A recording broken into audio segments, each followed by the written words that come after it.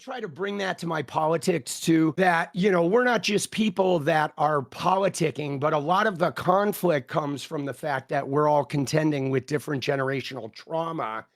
And that's playing it out in our political realm, and I see that right now too in our party politics. It's interesting because I saw somebody in your chat before we started the call that had said he was a straight up liberal who became a tanky in like weeks. It has not been that fast of a transition, but I am somebody who was a party defender my whole life. I just voted straight Dem party, and then a lot of times didn't even do the research. I would often be voting for candidates that I didn't even look into because I was just voting Dems, because obviously the Dems are better than Republicans, because Republicans are religious zealots and they're only fear-based, and a lot of racism that is underlying their stuff, even if they won't admit it.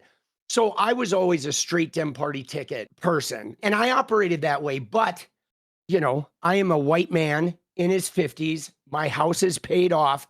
I am about as privileged of an individual in this political and financial system as there exists. Sure. Which has enabled me to have that kind of blindness, of just, straight Dem ticket. Oh, we lost. Oh, that's a bummer. We'll get them next time because, when Trump wins, I am not personally affected by it in a negative way. Isn't that an argument for straight ticket Dem voting? Well, not exactly, because it goes deeper than that. Now, the thing is straight ticket Dem voting works for me for sure. But what kind of started to rattle me was having a kid. Okay. My kid is 21 now, and he's probably way further left than me. Okay. My kid, as many young people are, right? Yeah. But so what's interesting about it is he was instrumental with me in understanding why the young people were so fed up about Gaza, because let's be real, a lot of what's going on right now has to do with Gaza and Joe Biden having dropped the ball. Joe Biden was obviously, he was advanced age. He was not as nimble as he was at a younger time, but he was very unaware of what was going on in the Dem coalition. Now, during 2024, I backed him. I backed Kamala. I wore the t-shirts. I never said anything negative about them, even though I saw some negative behavior. I towed the party line. Mm-hmm. And I did that dutifully. And, I've been a Hasan watcher going all the way back to 2020. When I was a Fortnite gamer, I used to edit my videos. I would watch Hasan videos all day. Wow, that's kind of helped me sort of get back into passionate politics, if you will. Well, I just want to keep us on this track because you acknowledge that the outcomes are considerably worse for people when people like Trump win an election. I would argue you could apply that to just the Republican Party pretty broadly. At the state level, we're seeing considerable movement from Republicans to just straight up discriminate against trans people, and then you contrast that with blue states that are passing a slew of policies that are protecting trans people and establishing policies like sanctuary policies for parents of trans kids so they can go into California, get the care that they need and not be worried about any kind of privacy issue or prosecution from their home state. And so to me, that acknowledgement is very simple, but it's also very profound, and it's clarifying because you're just making the case to much stronger, in my opinion, to support the Democratic Party, to vote for the Democratic Party. And to be clear, I'm not saying don't ever criticize the Democratic Party, but well, no, it gets more involved than that because there are many layers that are at this. I want to tell you about my personal evolution. See, I've always been a guy who really likes far left policy. Okay. I believe in UBI, for example. I believe that every company that monetizes our data could be giving us a digital royalty, much like the song royalties I get every time somebody listens to my music across the web. And we could have like a UBI coming from various places. Believe in the A type concept of redistributing wealth.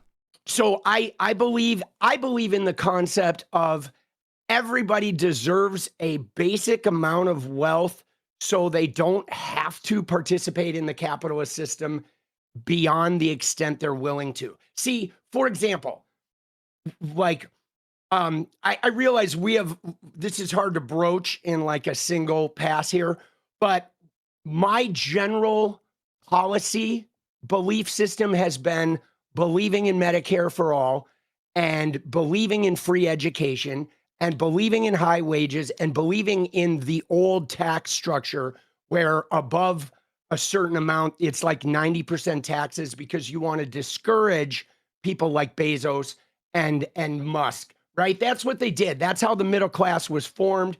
We had a very severe tax structure that discouraged individuals from hoarding wealth.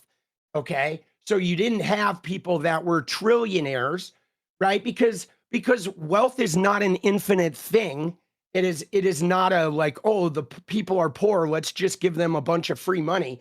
You can't do that. That obviously would spike inflation. So wealth distribution. I thought you said you supported a UBI. You know, I do support a UBI, right? But in the absence of it, it's like I don't. It's not like I support like, oh, we got to have this one policy, live or die, right? I never lived that way politically until Medicare for all. Okay, Medicare for all resonated with me, and in fact, I thought we were going to get it with Obama. I thought there was going to be a public option, and then Lieberman killed that. But why did you think we were going to get Medicare for all with Obama? He did not run on a nationalized insurance program, or he ran on on the ACA. I know, but they were talking about a public option. Obama, you got to remember, the ACA is not Obama. The ACA is more like Romney Care, a more watered down version. They wanted to have a public Medicare option. Okay, they wanted to have an option where anybody could opt out of the insurance system and go have publicly funded health care. And now in Oregon, and they in fact left that loophole where states could expand Medicaid and they could make room for more people. They could make room for insurance for lower income people. We did it here in Oregon. If you're like a waiter here in Oregon, you can, we have very robust healthcare here in Oregon for lower income people that states like Mississippi and Alabama, they did not do it because they did not want their poor people in that states, which naturally there were a bunch of red states. There were a bunch of red states that rejected the Medicaid expansions. But just to clarify real quick, when I get a little frustrated as a partisan, liberal partisan Democratic Party supporter who thinks Obama was pretty good and thinks the ACA did a lot of good. I get a little frustrated when I hear someone like yourself call it Romney Care, because I think you're obfuscating the reality, because Romney was the governor of a blue state, and so he had to work with the blue legislature, which meant that their own expansion of government subsidies only happened because the Democrats, who held the supermajority in Massachusetts, pushed that. So, to me, that's a good thing, right? If we're expanding Medicaid, if we're expanding subsidies to low-income families, and in the case of the ACA, we're talking about anywhere between 30 and 50 million people over the last 10 or so years. That's a big deal. As Biden wants. That's not like when you say Romney Care, you're treating this policy like this. It's this Republican policy, and I don't think that that's quite accurate, respectfully. Fair. All right. But I'm not trying to, obviously, ACA, with the fact that the ACA removed their ability to deny you with pre-existing conditions, it was revolutionary. And it certainly offered insurance to a group of people that had never had it before. But what it didn't do is it didn't address the profit motive of the insurance companies. So what you then have is you have the government was essentially funding the insurance industry, and then that creates a cycle of a loop. Because here's the deal. The American trap that I watch, like I'm a working class person. a working class group of my parents were never made more than $14 an hour. Okay, in their entire lives. Neither one of them ever graduated from high school. Did you grow up in California? I'm just curious. I did. I grew up in Split. Like part of my childhood was in Elkhorn, Wisconsin and Watertown, Wisconsin. And then half of my childhood was in California. We moved back and forth every couple of years. Gotcha. But so the American trap, okay, the American capitalist trap is that you have to take a lower wage job that offers healthcare. That is the standard. That is how American workers operate, is corporations are allowed to pay lower wages because they're the ones offering the health plans. So my parents had to take jobs that they didn't necessarily love and that didn't necessarily pay good. But they were jobs that they were capable of getting, but they had to take them because we needed health insurance. Okay, I mean, listen, I understand that. I do understand what you're saying. I agree that the way that we attach healthcare to your employer in this country creates bad outcomes that you could remedy with policy. You know, single payer or a public option. Like a public option would also remedy that policy. The big problem, though, is there is an issue with profit motive in the insurance industry. Do you know what the average profit margins are for health insurance companies? I know that they're pretty slim, right? They're pretty low, They're 3-4%, something like that. But they're enough to rake in like billions of dollars of profit for the big providers, sure, year over year. Okay. And what's more though, is they're fueling a lot of lobbying that wants to keep the current system going. But before we get into a healthcare debate, right? Because this debate is not specific about Obamacare, and I didn't come here to have a healthcare debate. I don't. Yeah, I came here to have a debate about why I shifted left and moved away from just towing the party line. And now that is because, like I said, going back to where I was before we got detoured, I have generally believed in a lot of far left policies.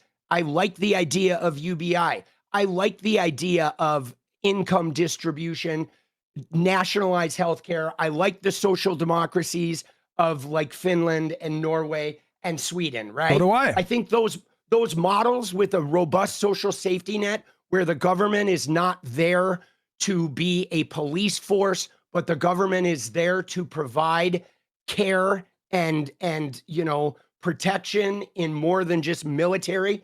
I believe in that as a general ethos. And I've always stuck with the Democratic Party, believing, hey man, we're working towards incremental change, right? And that is what has led me to like people like Hasan and people like Daria Eliza, Vila Chevalier, people like Mamdani, right? Where these are the people that want to push us into those socialism, social democracy spaces, right? So I've always liked them and appreciated them because naturally. Hold on. I do gotta jump in a little bit here. Just to be clear, Hasan Piker does not support social democracy. He thinks it's bad. Right. He thinks social democracy is bad because, like the debate between the reformists and the revolutionaries, almost 100 years ago, he thinks social democratic policies will preserve capitalism, which he opposes. Yeah, I mean capitalism. I inherently oppose capitalism too. I'm willing to function inside of it, but I mean I do oppose it. Like anything that puts profit motive over human value is going to be inherently self-destructive. You know what I'm saying? Which system, though? I mean, you said that you favor the Nordic model, which I do too, by the way. A robust social safety net, robust welfare state. But these Nordic states are definitely capitalist, and so that's an interesting apparent contradiction to me. I think the thing though the thing that's really weird about even talking to you is you are existing as though we live in an on-off switch. Like these things are not binary. You don't like, oh, we're going to be socialist. We're going to turn off all capitalism. We're going to be, oh, we're a social democracy now. You're treating this as though it's not like 10,000 shades of gray. Like somebody who is a hardcore socialist, anti-capitalist, can be working with somebody who is for social democracy, can be working with somebody who is a liberal, Sure. and they're all going to push and pull in different degrees. The idea is allowing yourself to be pushed and pulled by different people in order to land at a place that is better than now. Okay, all right. Right? So just unpack it for me. How do you? Yeah. So 2 questions then. Yeah. How do you define socialism? Like, what do you understand that term to mean? And then what do you think Hasan's ultimate goal is? Like, not beyond just like policy goals. Well, so the thing is I guess I'm not concerned about Hasan's ultimate goal. You know what I'm saying? Because I don't know what his ultimate goal is, but you don't know what the Democratic Party's ultimate goal is. I mean, you don't know what any person's ultimate goal is other than yourself. You may, in fact, if you're not like a healed person, you may not even know what your ultimate goal is. Like, well, I don't. Are you saying I can't come to a deduction about, about what Hasan's belief system is and what he states that he wants? Okay, hold on. You're gravitating. You have a Hasan like thing. I mean, I see this. You spend your days on Twitter mostly arguing with Hasan. Okay? Some days. Or arguing with his followers and or bots that are like whatever. Well, these are fair questions. What I'm asking you. Let's pause the Hasan thing. Okay, let's pause the Hasan thing because let's talk about the Democratic Party here for a sec. And let me talk to you about my situation with the Democratic Party. Is I often believed a narrative that the Democratic Party was working for me, right? They're not like the Republicans. They're not just about big business. They're working for me, right? That is a narrative that I carried with me while I dutifully voted Dem. You don't think that's true? Well, I think there have been elements of it. I think it was definitely true in the 60s. Well, okay, you just said Rights Act, you said earlier, the Voting Rights Act. Yeah, but you said earlier in the conversation, did you say you're based in Oregon now, or do you live in California now? I'm in Portland now. Okay. Yes. Yeah, you just said that you have better in the state of Oregon. You have better access to healthcare, just broadly, right? Absolutely. Well, and which party is controlling that state? But the thing is though is that one marginal benefit does not the entire party explain. Okay. What, you think greater access to healthcare is a marginal benefit? That seems like a pretty big deal to me, right? Well, greater access to healthcare when it's only in my state is, yes, a marginal benefit. It's because not just the greater your state, access to healthcare is not benefiting the root poor that are in Mississippi. Okay, and that's the problem. Like that is. Well, that's because a Republican controls that state, though, right? Yes, but the Democrats killed the public option. Well, okay? When you Joe Lieberman killed the public option. He's a Democrat. And the Democrats didn't take Joe Lieberman in a room and say, look, buddy, this bill needs the public option and you're going to sign up yes for this or we're going to apply pressure to you. Like, right? Like, why don't we do that as a party? Why do we give up our policies? Are you familiar with the concept of the Green Lantern theory of politics? I am not. Are you familiar with the character Green Lantern popular in the DC universe? I am not. Okay. Well, he basically has a magic ring that he can construct basically anything: a Gatling gun, a car, a spaceship, a shield, whatever. And the Green Lantern theory of politics is a sort of caricature on the sort of thing that you're describing, because it's a belief that basically presidents can do literally anything and they're not constrained by Congress, and all you need is sufficient charisma or kind of just like gumption, and you can pressure any member of your party to support every part of your agenda. But this has never been true, ever. Every president ever has been constrained by the Congress, because that's well, of the course way the president that's the way is our, constrained by the Congress. Well, you're saying why didn't Obama force Lieberman to I didn't support... say Obama. I was talking about the Democratic Party, the Democratic coalition. Well, Lieberman was the Senate leader, right? Okay. Right. And well, all of those Democrats get in office through the help of the party apparatus. It can be, and the members of the party can apply pressure. But let me get back to my point here, buddy. Okay. Because my point is one of the things that has radicalized me in the last 2 years is watching the way the Democratic Party has behaved as some of these younger socialist and DSA members have acquired power. Okay. And that, because we hear the phrase a big tent. Okay. It gets used. Vote blue no matter who gets used, right? I used that phrase in 2024 to many a leftist about the vote blue no matter who. But then the minute a socialist or a leftist wins an election, all of a sudden vote blue no matter who kind of like starts evolving. Okay. Does it though? Does it? I mean, I feel like Mamdani got, once he, won his primary, Mamdani had the support of probably more establishment Democrats than were vocally opposed to him. I mean, once he won his primary, his Democratic challenger ran as an independent. And he lost, like how many, like, if you had to guess, like, did more mainstream kind of like establishment Democrats back Cuomo or Mamdani in that race? I think it's obviously Mamdani. Well, many didn't weigh in on the race, but then people did, once it looked like he was going to win either way, people did begrudgingly accept him. Well, right. Well, I mean, begrudgingly or not, that who cares, right? Like, as long as they do it, right? Abdul El-Sayed just won his primary last week, and within 72 hours, he got endorsed by Kamala, he got endorsed by Haley Stevens, he got endorsed by McMurrow, he got a friendly call from Obama. I mean, that seems like, I think Kamala is, I'm glad you brought up Kamala, okay? And your chat is asking, Hillary did win the primary. Dude, I'm not a Bernie bro, Hutch chat, okay? I know you think that, but I voted for Hillary. I voted for Hillary in the primary. I was upset that Hillary didn't make Bernie her VP, because I think if Hillary makes Bernie the VP, we never have Trump. Well, let's not get sidetracked by chat. Let's not get sidetracked by chat. I try not to look at chat when I'm doing a debate because it does get sidetracked. So yeah.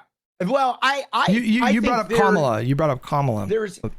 So Kamala's an interesting case study, okay? Because again, if we go back to 2024, okay,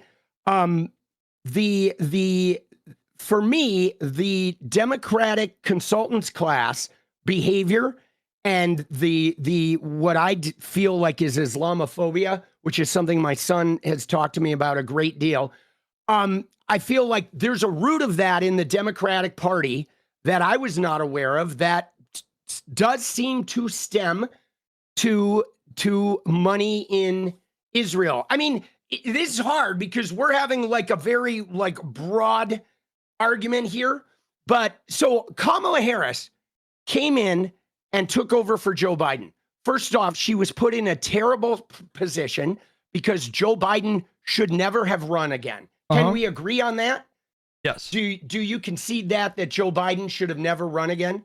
Yeah, but I was saying that as soon as the debate was done, or shortly after the debate, But I'm talking before the debate. I feel like in 2023, the party apparatus should have sat him down and been like, okay, what are we doing about 2024? It just doesn't really work that way, though. I mean, I'm going back to the Green Lantern theory here because you seem to espouse the view that the party can just like do whatever it wants, and if an incumbent president decides to defend that seat and run again, right, and there's no serious push to replace him, and there wasn't, you had like Marianne Williamson, Dean Phillips, and RFK, right, and Cenk Uyghur. It's like, but let me ask you this: what do you do? Why didn't the party mount a push? Couldn't the party have pushed for, like, we hear that Joe Biden? Why do you think incumbents typically run again and have the broad support of the party? Like, why do you think that is? Well, because I think a lot of our political system is based on low information, and people are more comfortable with not changing in general, Well, which is maybe, why but people tend to vote for an incumbent. well, maybe, right? but I mean, I think that the reason why incumbents typically run again and typically win again is because they have a massive, massive, massive advantage when it comes to name recognition, which is like the most important part about winning elections. Yeah, but And in this you know, instance, there had been this horrifying situation with. What There Biden, was a horrifying. Oh, go ahead. I'm just saying what Biden did was it wasn't some break from any kind of precedent. I mean, it would have been wholly unprecedented for the Democratic Party to, like, you know, Pelosi and Schumer go to the White House and try to convince Biden to not run again. You know, Biden's numbers were alarming versus Trump, but he wasn't like, you know, he was down like a point or two or something like that. But look how it ended up. It ended up wholly unprecedented anyway, in a place that put Democrats at a severe disadvantage. I'm just saying, okay, you know, because hindsight's always 20/20, right? Like, you know, obviously we know. But all right, let me redirect this. Were you aware between 2023 and November of 2024? Were you, Hutch, aware that there was a toxic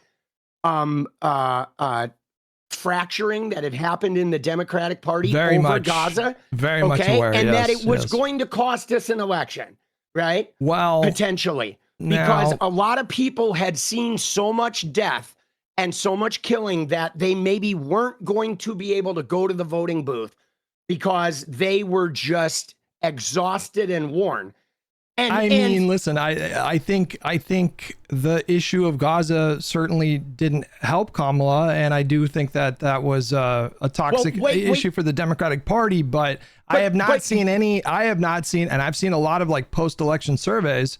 I have not seen a single survey where Gaza was even in the top 15 of the most salient issues for voters. Well, but hold on though, because when you break down the Democratic Party does not have a singular base. The Democratic Party has many bases that have controlling interests. I understand. For example, there's a huge black coalition in the Democratic Party, but black people are 12% of the US population. So therefore, like, all of the black voters in the Democratic Party, if they decide to not vote, they can tank the Dems. But if they're the only voting bloc, they can't make the Dems win, right? I understand, same with young voters.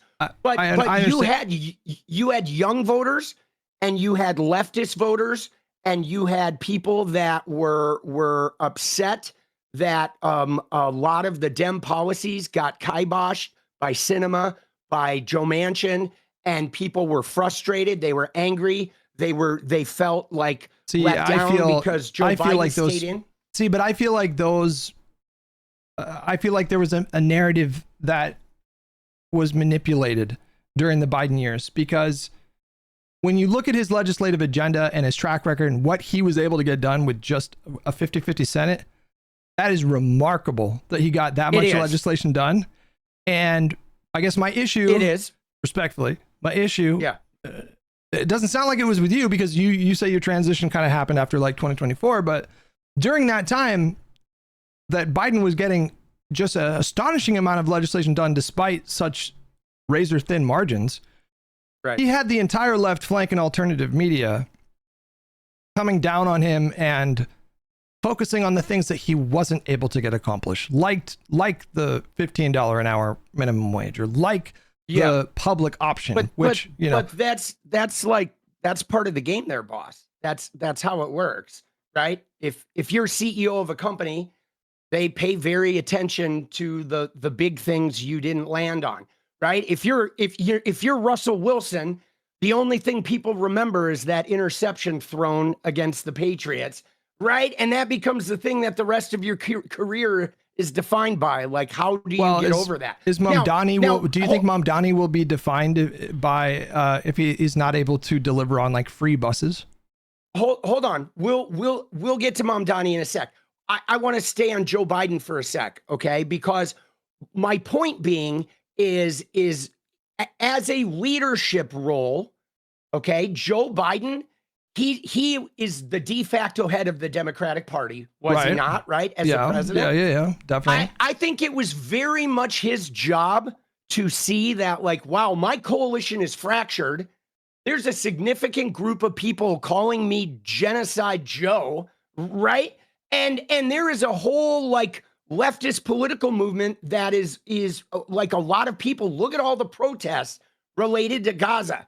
Okay, that was BLM style. Like there were a lot of. It wasn't as big and as widespread as BLM, but it was definitely like vying for attention there. But would you acknowledge? Would you acknowledge that movement was demanding things that were literally impossible? Well, so the thing is let's I would like to address that concept there, because this goes back to your tendency to off and on switch. Because was it impossible to instantly divest and instantly like whatever? I'm not talking about the demands for the campuses to divest. That's whatever. I don't know. I believe that I'm talking about their demands. No, I'm talking about their demands on the administration. Well, the demands on the administration, you mean to put a red line with Netanyahu and cut off money? I mean, that was possible. That was doable. Well, hang on a second. Right? I mean specifically, there were two main demands as far as I see, and you tell me if you have a disagreement. But the two main demands that I saw were complete arms embargo, but it didn't stop there. Like the movement was not defined by the foreign policy posture of like Joe Biden. They were demanding that anti-Zionism be the tip of the spear for that movement. So, to translate it a different way, they were demanding a one-state solution, full right of return, on top of an arms embargo. And I would submit to you, good sir, both of those were literally impossible. But again, it's not about fulfilling the entire, like, all right, if you think of them and in your eyes, let's say that was exactly what they wanted, right? You didn't have to give them all of that to appease them, right? I don't agree. Stopping. I don't agree. That's where we get into this, because you're saying, oh, if we had given anything, they wouldn't have been happy and we would have had the same outcome. Well, right. Whereas like there was no concession. There's no concession given whatsoever, like from the Biden administration. They never stopped the weaponry. They never stopped to even like consider that they should think about stopping the weaponry. Then in fact, once Kamala was the candidate, what did she do? Like the first thing she did when she came out and gave her speech was, we're going to have the most powerful military in the world. Why do you think why do you think she said that? Well, I think she said that because she was trying to appeal to the right wing. You think it's just the right wing that want America to have a really capable military? I think that rhetoric is right wing coded. I think her. You think Liz Cheney was an attempt to appeal to whom? Right? Who is Liz Cheney an attempt to appeal to? The Democratic voters? I disagree. I think Liz Cheney was meant to appeal to the Kamala theory of the case, which is that there could be some silent, like, former Trump voters that would, maybe their husband's super MAGA or whatever. I mean, they actually specifically targeted like the wives of like really super MAGA guys. And they ended up being wrong about that. But they were. But why do you think they did that, Hutch? They did that because they thought they had lost the left and they weren't going to make any concessions to get the left. So they're like, okay, let's start looking for other pockets of voters. Before we even go down that road, I want to establish something, which is that, what their demand was in terms of like a total arms embargo. Yes. I am saying that is literally impossible. That is a codified relationship that we have with Israel.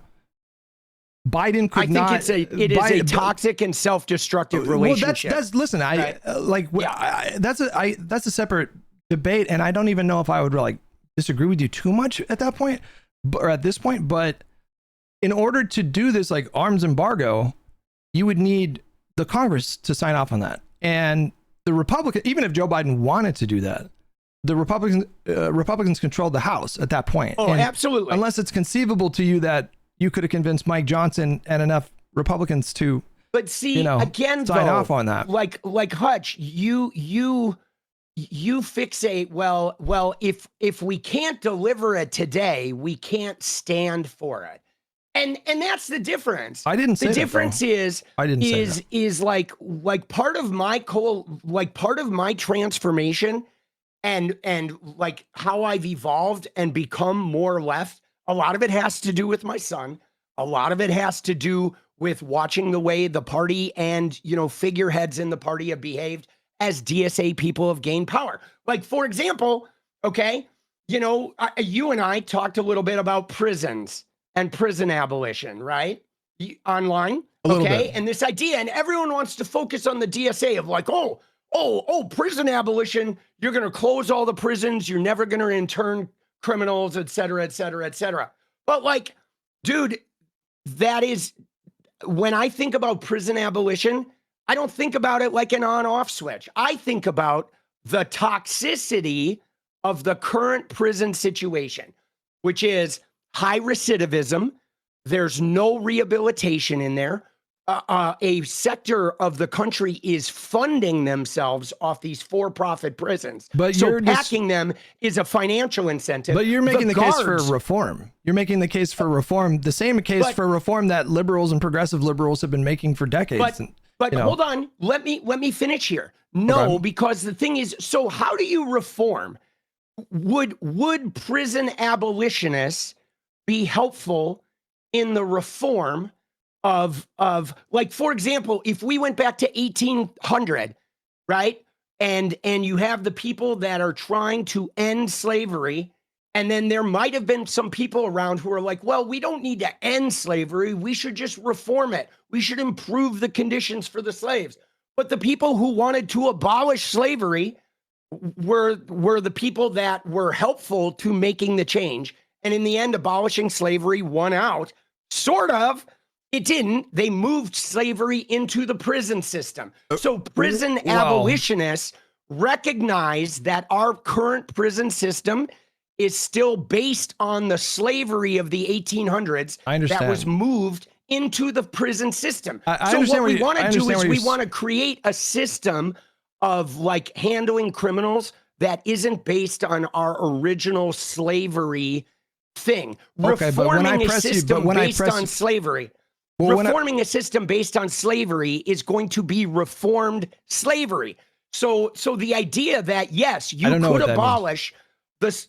So what that means is we passed an amendment that said slavery is no longer legal unless you've been convicted of a crime. And then we moved slavery into the prison system. Okay, I understand that. I understand that. But like, surely you agree that a nation like ours, or any ideal nation, should be governed by some kind of laws, right?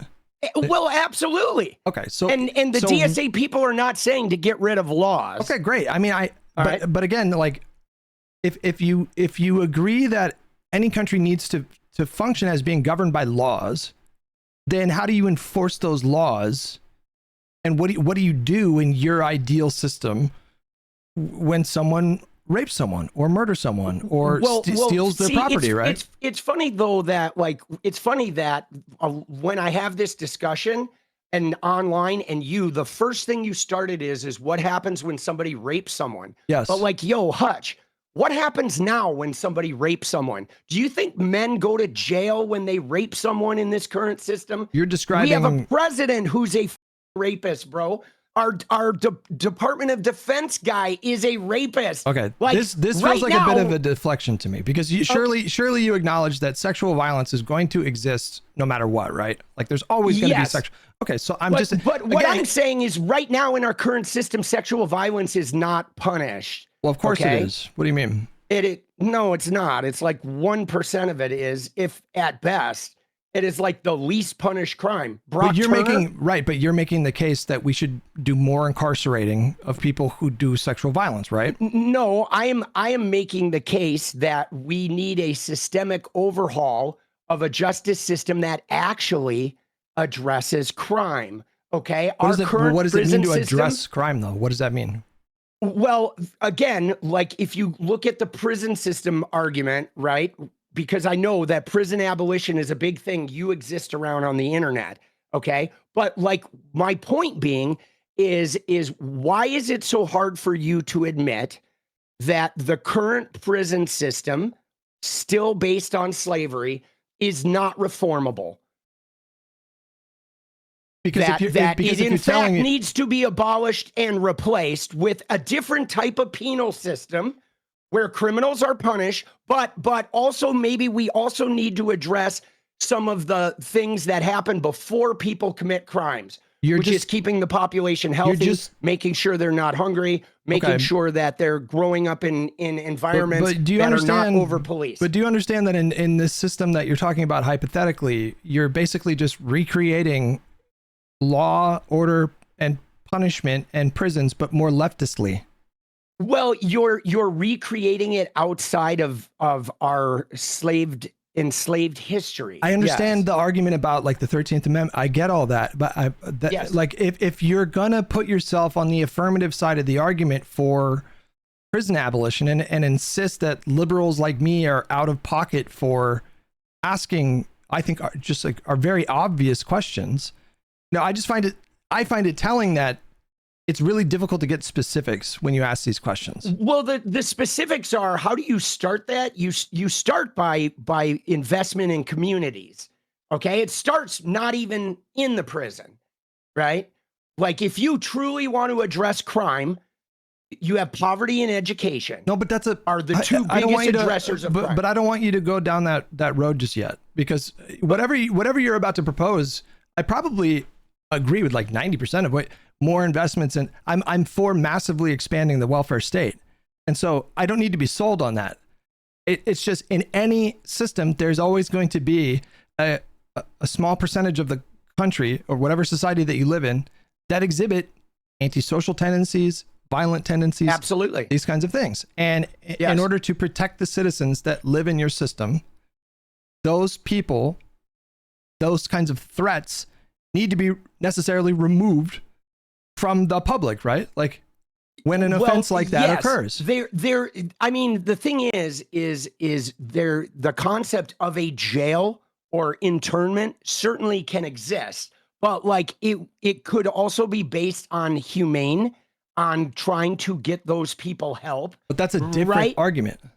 That's an argument for prison reform, criminal justice reform. No, because the reason why it's not an argument for prison reform, Hutch, is because you cannot take the prisons we have now and you could never make them into something good. That is the point. So let's say the prisons we have now, even the guards are killing themselves at high rates because they are so toxic. They're filled with contraband. Okay, they are. I understand, but you don't need to pitch me on this, though. I don't like. I am 100% on board with criminal justice reform and with like prison reform. But if you don't like the word reform, okay, let's just imagine, all the prisons that are currently built, I can just Thanos snap them out of existence. Okay, all right, just indulge me this thought experiment. Like, what do you replace them with? But so the thing is, though, why is it hard to answer that question? I find that in these kinds of exchanges, you guys deflect every time. But Hutch, the thing is we don't know. You don't know what the answer to that is until you start doing the other investments, right? Like you're like, I don't find that very encouraging. If you're trying just imagine telling that to a swing voter, okay? Like, we want to abolish prisons. We can't tell you what we're going to replace them with yet, and we won't know until we actually abolish the prisons. But here's the problem: you can't live. You personally, Hutch, can't live without we gotta have prisons, right? You believe we gotta have prisons? But you just hang on. A few minutes ago, you acknowledged that there's always going to be a small percentage of the society that absolutely. Okay, so what do you do about that? Well, you can intern them humanely. Okay, again, you've just recreated prisons, but more leftistly. That's what you're doing. But again, first off, why are you starting at the end? Okay, because you need an answer for that question. That's no, you don't. Of course you don't. Of course you need. When you go to college, you do not need to know what you're going to do with the rest of your life when you go to college. That's you go not to at all college, comparable. you go in the college system, the system changes you, you change the system, and you evolve. What's the role of government to you? What do you think the government's main functions are? The main function of the government is to keep its people alive and healthy and safe in order to participate.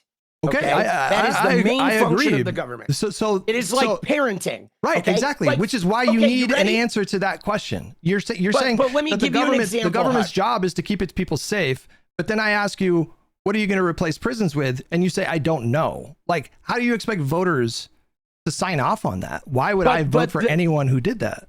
Who pushed that? But well, first off, I'm not, if I run for office, I'm not running on prison abolition. Okay. Prison abolition is an idea about long-term social change of how we how we adapt and evolve our penal system. That is not something I would not run on prison abolition. Okay. I don't believe the Democratic Party's core tenet should be prison abolition.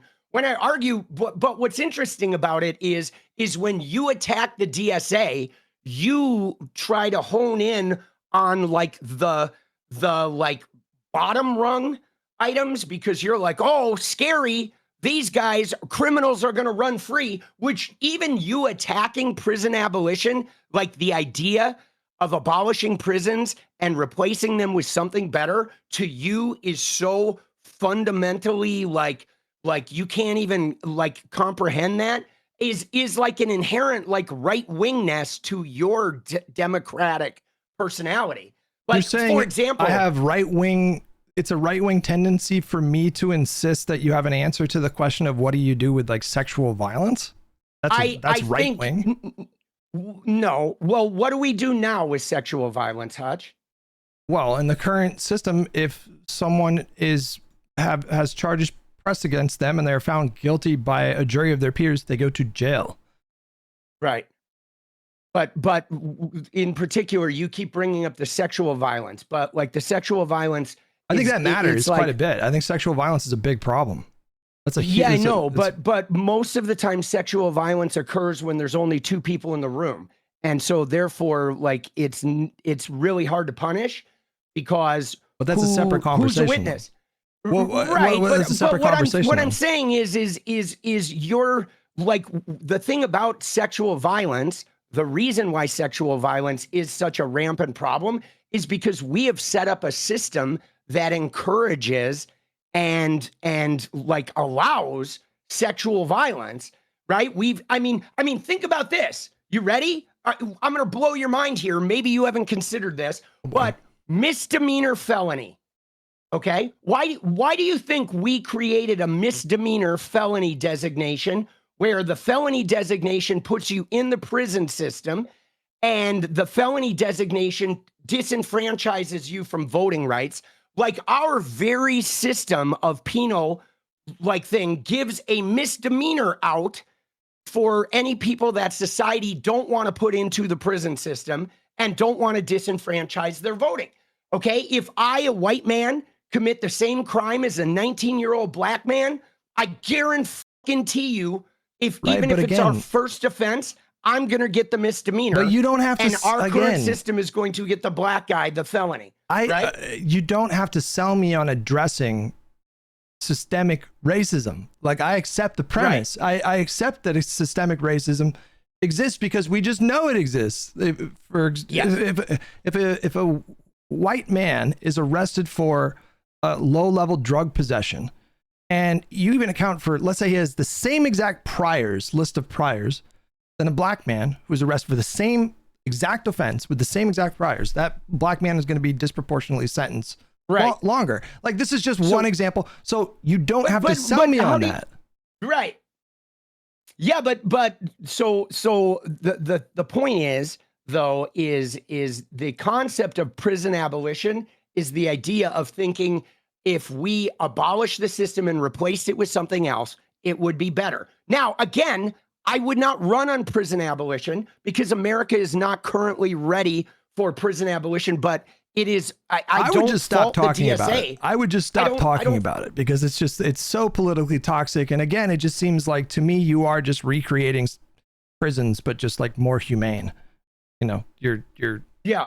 But all right, it's wildly unpopular. If you want your DSA candidates to be more successful and expand their ranks in the Congress, you know, you should be rooting for them to maybe just don't even say those words. And when you're asked about it, just say, no, I'm not on board. You fucking talk about it all day, bro.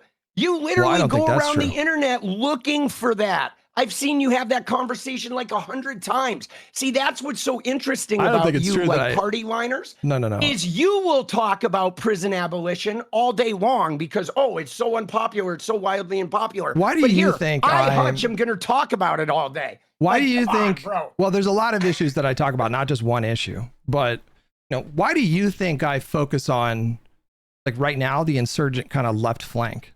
Like, what do you know about my history too, by the way? Well, I know that you were a gamer like I was. I know that. I just don't. Right. Yeah. And all right. And I also know that though, unlike me, it seems like when you switched from gaming, you stayed on your gaming YouTube channel and just converted it, which I tried to do, but then I started a whole new thing on YouTube and switch platforms. Yeah. So I do know that. Like I don't know a lot about your personal history. Well, why do you suspect can there be a good reason for a liberal to focus on like what they perceive to be the destructive elements on the left that are potentially yeah, go ahead. So I feel I could be wrong, but I think you feel like the left is a danger to Democrats winning. And you want to thwart that danger because it's important to you that Democrats keep winning. Okay, pretty good. Is that accurate? Yeah, that's pretty good summary. Now I want to go in deep though because we had this amazing conversation last night in my chat because my chat Tabitha Speaks Politics, Black woman who does politics. She's been a big fan of me covering Cenk Uygur and TYT. So I have a large Black contingent of voters in my audience that educate me on like their needs and concerns. I also have a high concentration of trans people in my audience because I'm very pro-trans. And that's another thing that upset me about the Democratic Party is them not taking a stand against this men and women sports narrative and allowing that narrative to take hold and not like offering a vocal alternative. That bothered me, but this kind of drives me time. But I don't know. I do want to dwell on that for a little bit because that drives me insane. Like, would you acknowledge that the Democratic Party, though, would you acknowledge that the Democratic Party, in terms of political parties all over the world, have held the line in support of trans people in a way that it like makes them very distinct and unique in this moment? They have definitely. I wouldn't say they have held the line. Why wouldn't you say that though? Why wouldn't you say that? Well, that's as someone who, you know, as someone who's lives in California, my state has passed several first in the nation. Yes. Significant policies. Dude, your state has done great. No, but that's spread all over. That's spread all over. But hang on. It's blue states that are passing laws to protect trans people exclusively. And it's red states that are passing laws to discriminate against trans people, deprive them of civil rights that you and me enjoy, right? Like access to healthcare and this kind of stuff. So when you say that the Democrats are like, you imply, and this is the narrative that is dominant in your space, that the Democrats abandon trans people, it is so divorced from reality. Like it drives me insane. Let me ask you this. When Kamala Harris was running in 2024 and you turned on an NFL football game and they were running the they-them commercials on overtime, what did the Democrats do to address those commercials and combat that? Nothing. Okay? I mean, I don't know. And what are they doing now? What are they doing now when they attack Democratic candidates? They're going to cut your son's dicks off. What are they doing now with the WNBA? Oh, we're going to have Royce White and some other no-name egghead like, oh, I'm a woman now. I'm going to join the NBA. Now, part of this is because we're like, well, they're being so childish, they're being so stupid, we're not going to give the time of day of like countering this narrative. No, wait, but hang on a minute. You understand? I think having a counter narrative hang on a minute, beneficial. But you understand that it's blue states that are fighting these laws that discriminate when it comes to like sports stuff, right? It's blue states across the board that are doing this. Like Janet Mills, former governor of Maine, told Trump to his face, "I'll see you in court." And that was about the issue of trans kids in sports. And they did. They fought Donald Trump's executive order along with several other blue states, and they won in court. When this is really politically unpopular, and rather than giving them credit for doing an unpopular thing that you consider to be the right thing to do, you accuse them of abandoning trans people. And I'm sorry, but that is so untethered from reality. They're abandoning trans messaging because I don't like even know you said, listen to me. You said it's wildly unpopular, right? And so they will make a stand in their blue states, okay? And they will make a stand in court, right? But the thing is, if you are a transgender person in Kansas, where you are being oppressed by the red state, Janet Mills winning a lawsuit in Maine does nothing for you. You understand that it doesn't make you feel safe. You understand that when the president is up there saying transgender for everyone, like I think the Democratic Party could craft a narrative to counteract like the men and women sports thing. So every election is not men and women sports. First of all, the sports issue is virtually non-existent. It almost like doesn't exist. And so to me, but it ties to the right, but it ties to the bigger trans issue though, Hutch. You are not acknowledging the fact that Joe Biden was, to my knowledge, the first president who came out and talked about the discrimination that trans people have been experiencing. Yes, he did that, and he did. Wait, hang on. He was not a good messenger. But you entirely leave out of your analysis that leads to this conclusion that Democrats have abandoned trans people. You leave out the fact that under the Biden administration, DOJ lawyers that were serving under him went to red states all over the country. Yes, to help them fight discriminatory laws, and they won a number of like big court decisions. None of that matters. You know, California makes Newsom and the legislature make California a sanctuary state for parents of trans kids. Hugely consequential. You know, they pass privacy laws that allow trans people to make it more difficult to like for people to find their information so they're dead named or God forbid discriminated against in any other kind of way. They passed laws forcing health insurance companies to cover gender affirming care. That was the Democratic Party, bro. So when you say that Dems have abandoned trans people, I get a little pissed off because I feel like you've succumbed to the lefty brain rot. It's not a lefty brain rot. It's the fact that when it comes to campaigning, the Democratic Party believes transgender rights is an unpopular issue. So they won't include it in their campaign. It is an unpopular issue. It is. Yes. It just is. Voters are wary of trans people. And I know, but again, it is an unpopular issue because but they do it anyways, though. That's my point. They do it anyways. They literally protect trans people when it's unpopular. That is like, I thought that's something that you valued in a politician, standing on principle and doing the right thing, right? They are. And you're not, you and the entire online left, when they repeat this drivel that the Democratic Party abandoned trans people, you're not giving them any credit for that. Sorry for my language. I don't want to be too amped up here, but it pisses me off. And I wish you guys would stop doing that.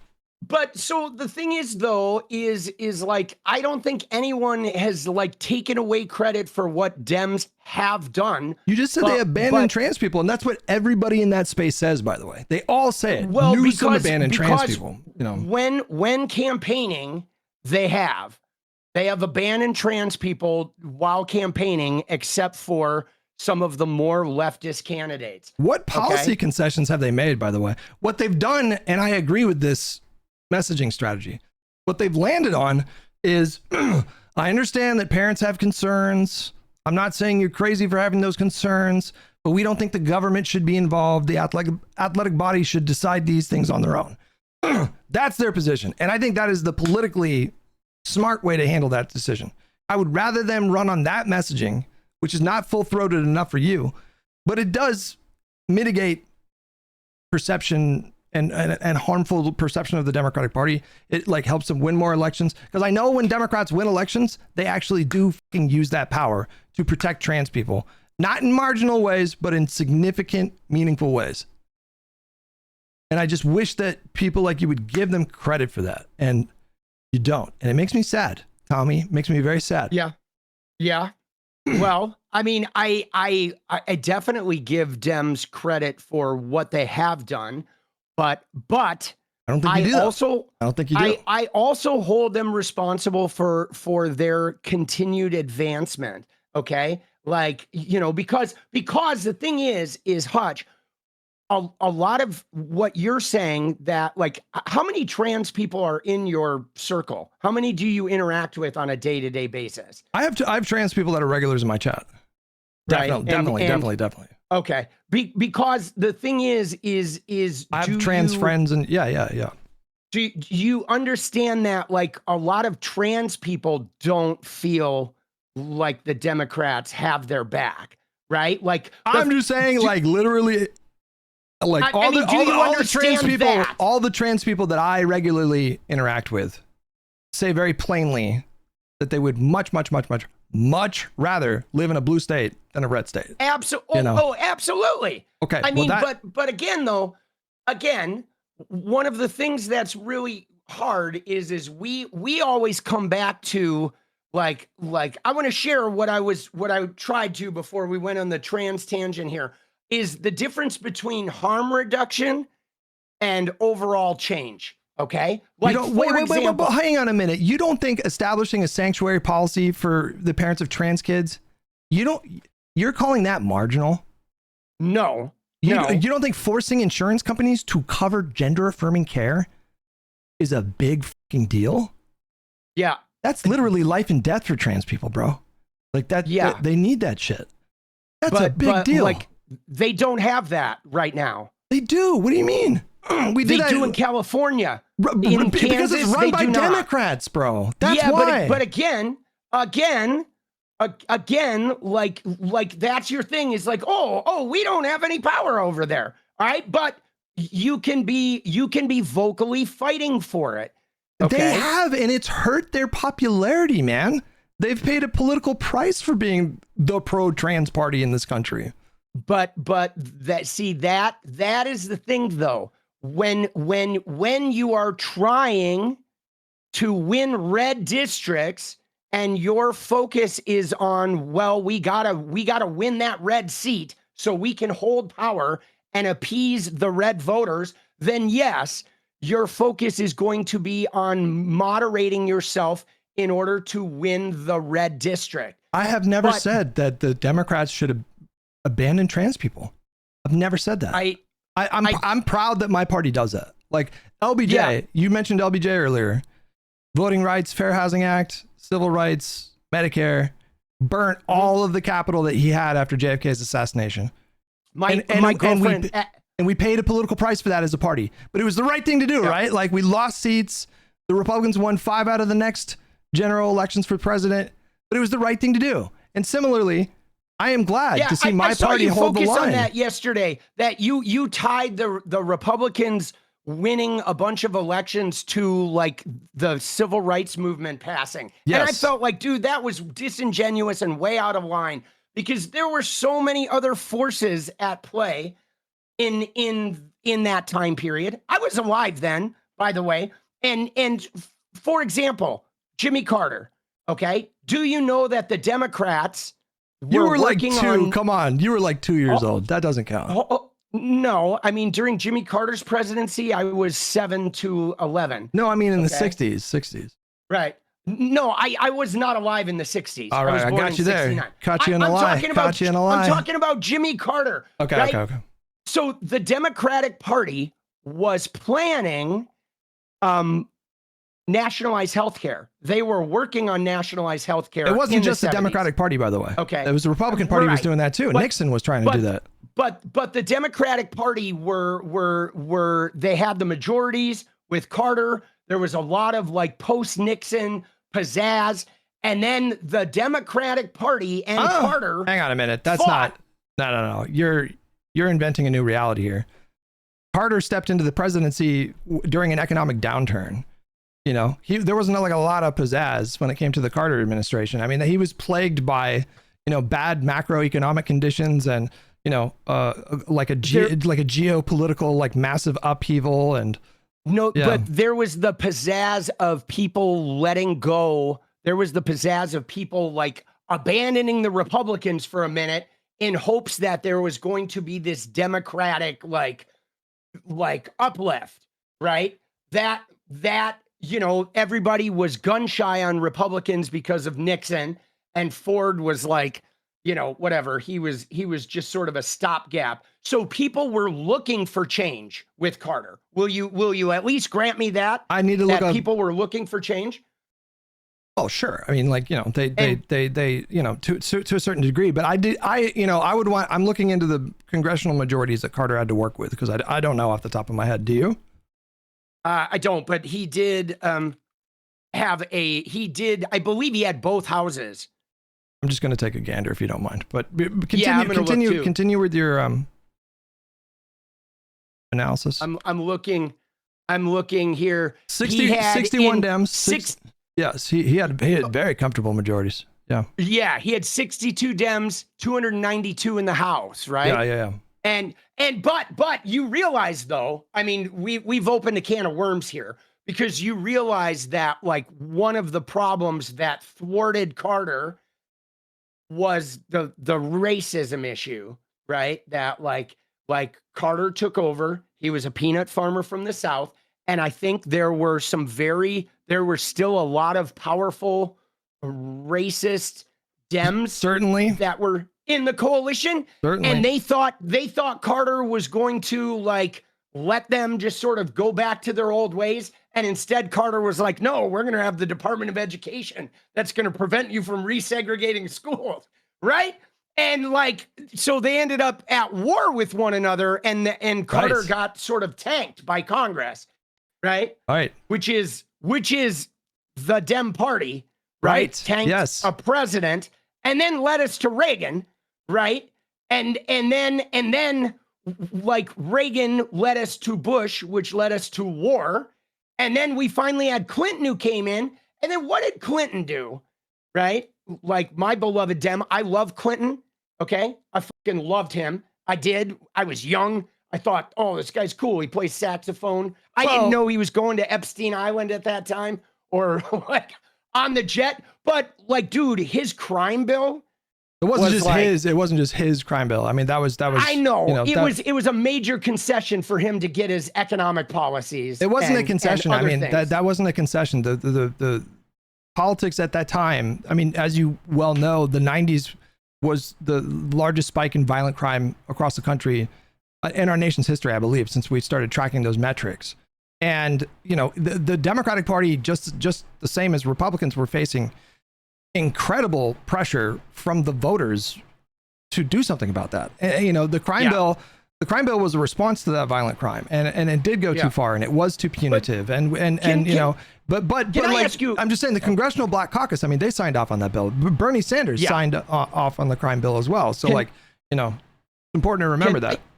I know, but can I ask you a question? We were talking about my post though. Like, do you think it's controversial to say that the Southern state, the Southern Democratic coalition collapsed largely because of the passage of the Civil Rights Act and the Voting Rights Act and the Fair Housing Bill?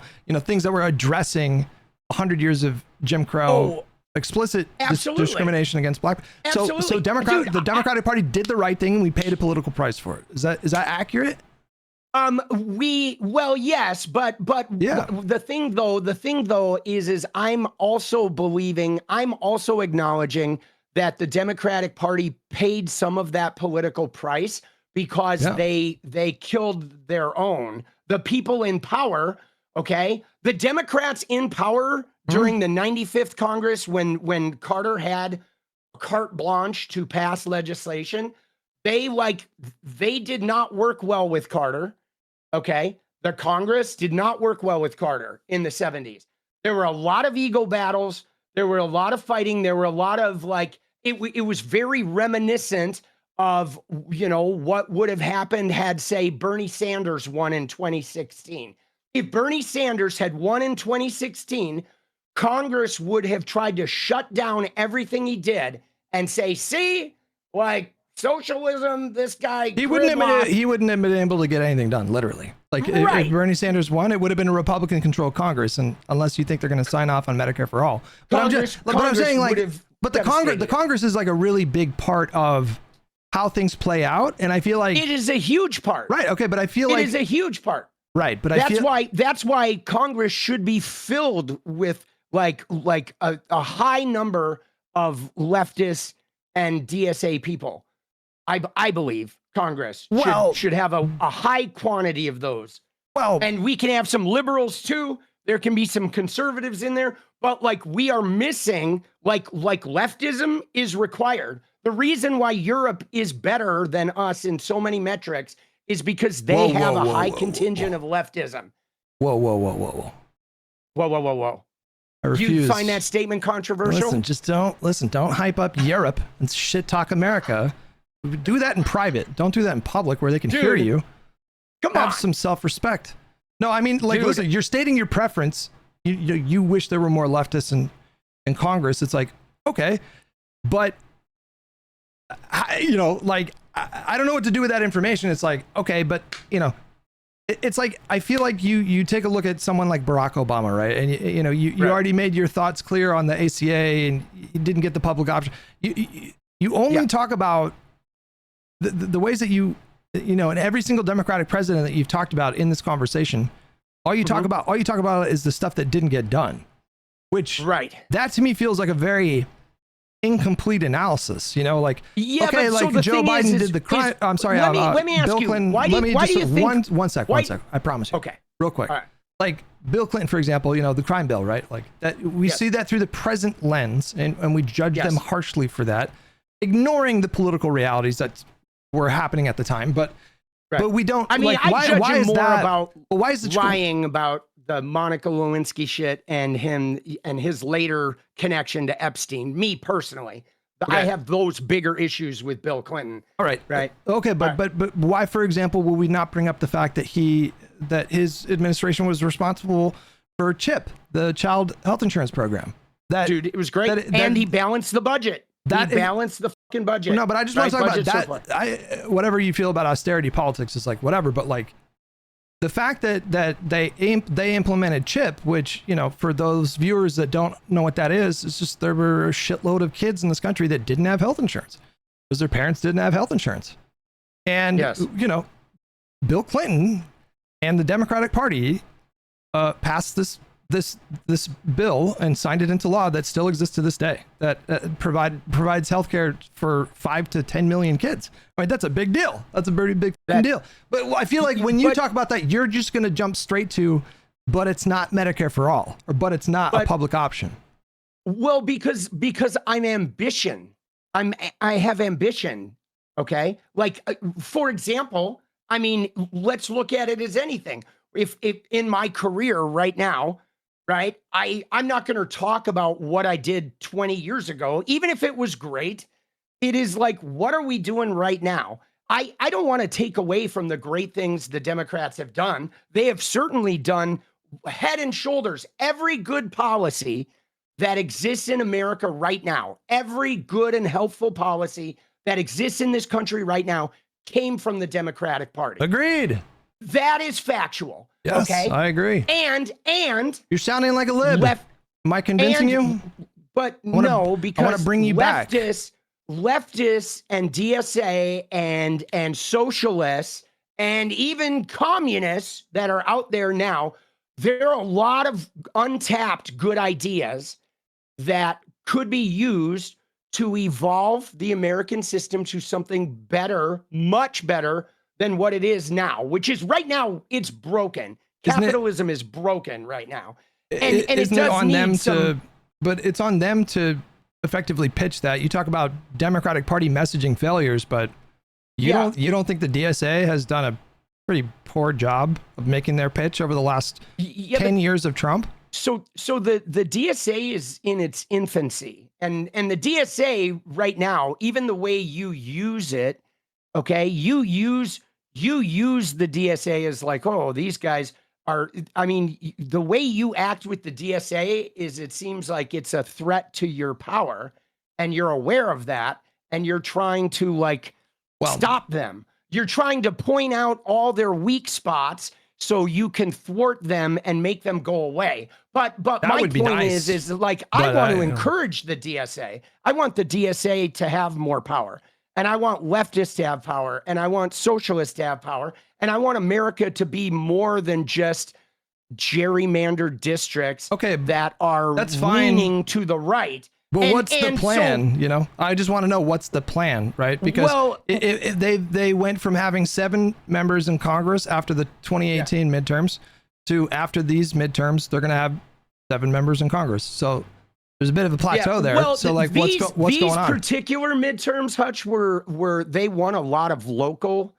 They won a lot of local seats. They won mayors. They won state house. I mean, you know, the Democratic Party 40, wasn't built in 10 years. Right, but I think it's like 40 or 50 seats in the entire country. And so like I'm not looking for like a DSA takeover tomorrow. And why do you think they've struggled? Why do you think they've kind of plateaued? Why do you think their membership declined when Joe Biden was president? Well, so I mean, obviously, like they're flourishing in the negative environment of the Trump years, right? Like had Kamala won, I'm not sure if Zoran Mamdani wins in New York. I'm not sure either. Kamala had won. Right. Okay. Right. I can concede that. Yeah. Right. I can. But that's a problem, right? That. Like, shouldn't you demand more from your movement if you want them to be successful? Well, like, the problem for me, here's what I would like to see, Hutch, and I want to run this by you as I'm a member of the Democratic Party still. I am not DSA. Okay. All right. I am. Nice. I don't dislike DSA people. Okay. I don't. I may join one day. I may not. I don't know. I may end up being the voice of the DSA one day. Who knows? Like, who knows what the future's going to bring? But here's one of the things that I do want to run by you with this is one thing the Democrats could do now that would change the way voters vote and change our candidates would be if we took PAC money out of the primaries only.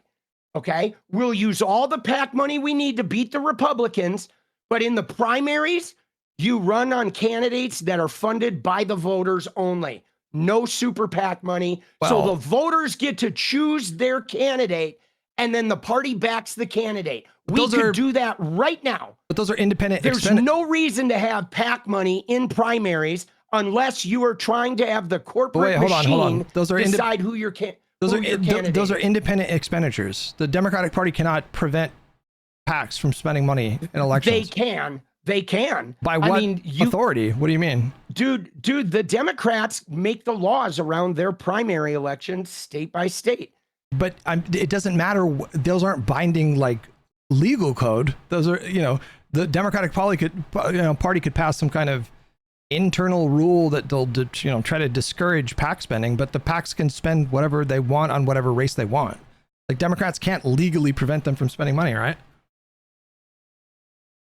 Why can't they? Because the courts have decided it's a constitutional right for PACs to spend money, and But on the state level, you can reject.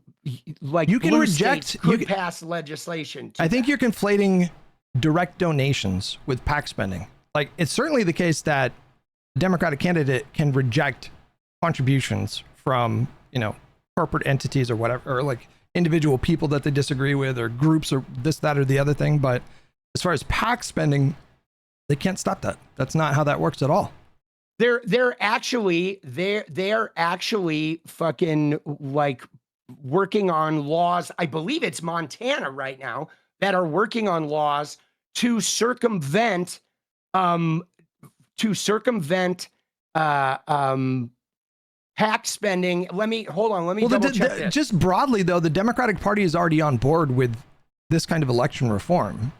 So I feel like you're kind of preaching to the choir here, aren't you? Hold on. I want to look at what I'm doing. Yeah, it is initiative 194. It's a ballot initiative in Montana, okay, that would exclude political spending authority from artificial persons, corporations, and nonprofits. Right now, they're challenging. Would that include PACs? It would, yes. Any artificial persons. It's just a revolutionary ballot initiative. Look in it up. Montana. Hold on. I'm gonna get some coffee. Okay. Yes. Hold on. And it would affect. Okay.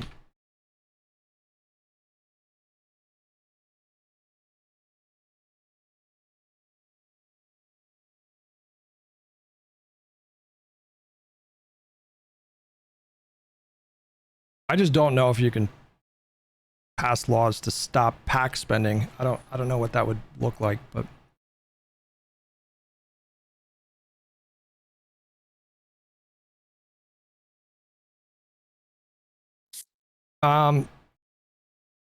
so I'm just saying.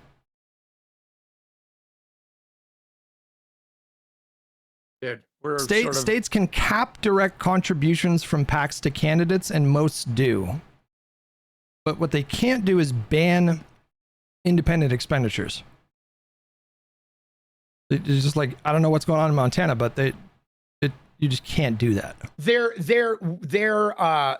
challenging the by state level because what it is basically they're kind of doing what the right wingers do, challenging Supreme Court policy. So Citizens United declared those corporate entities as people, essentially, right, to participate without any limits in the political process.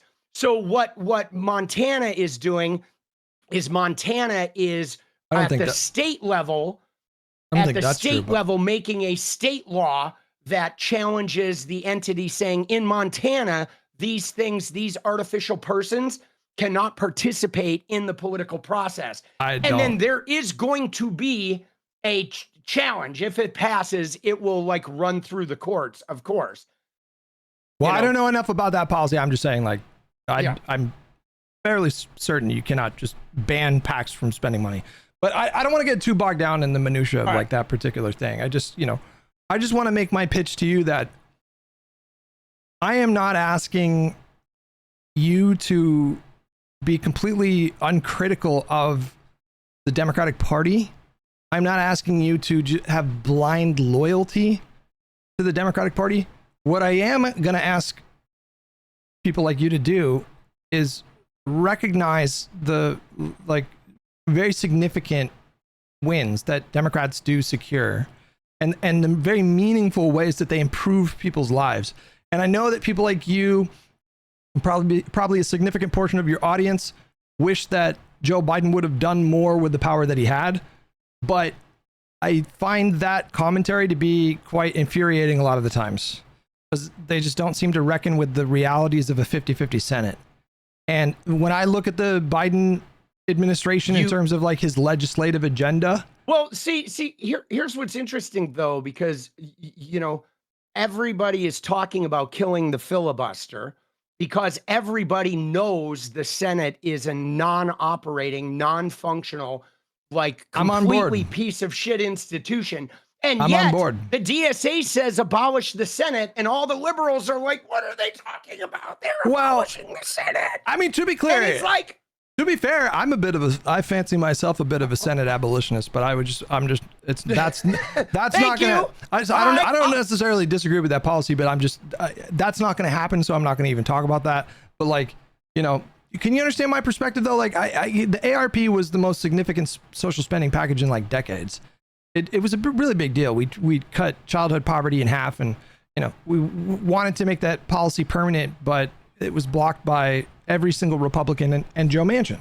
And so you know, when you look at that and you say, well, that's a policy failure. It's like, okay, sure, technically that's a failure to secure that particular provision of what he wanted in the bill in the first place. And same thing with like the $15 an hour minimum wage. But every president is constrained by the Congress, the courts, the law, the Constitution.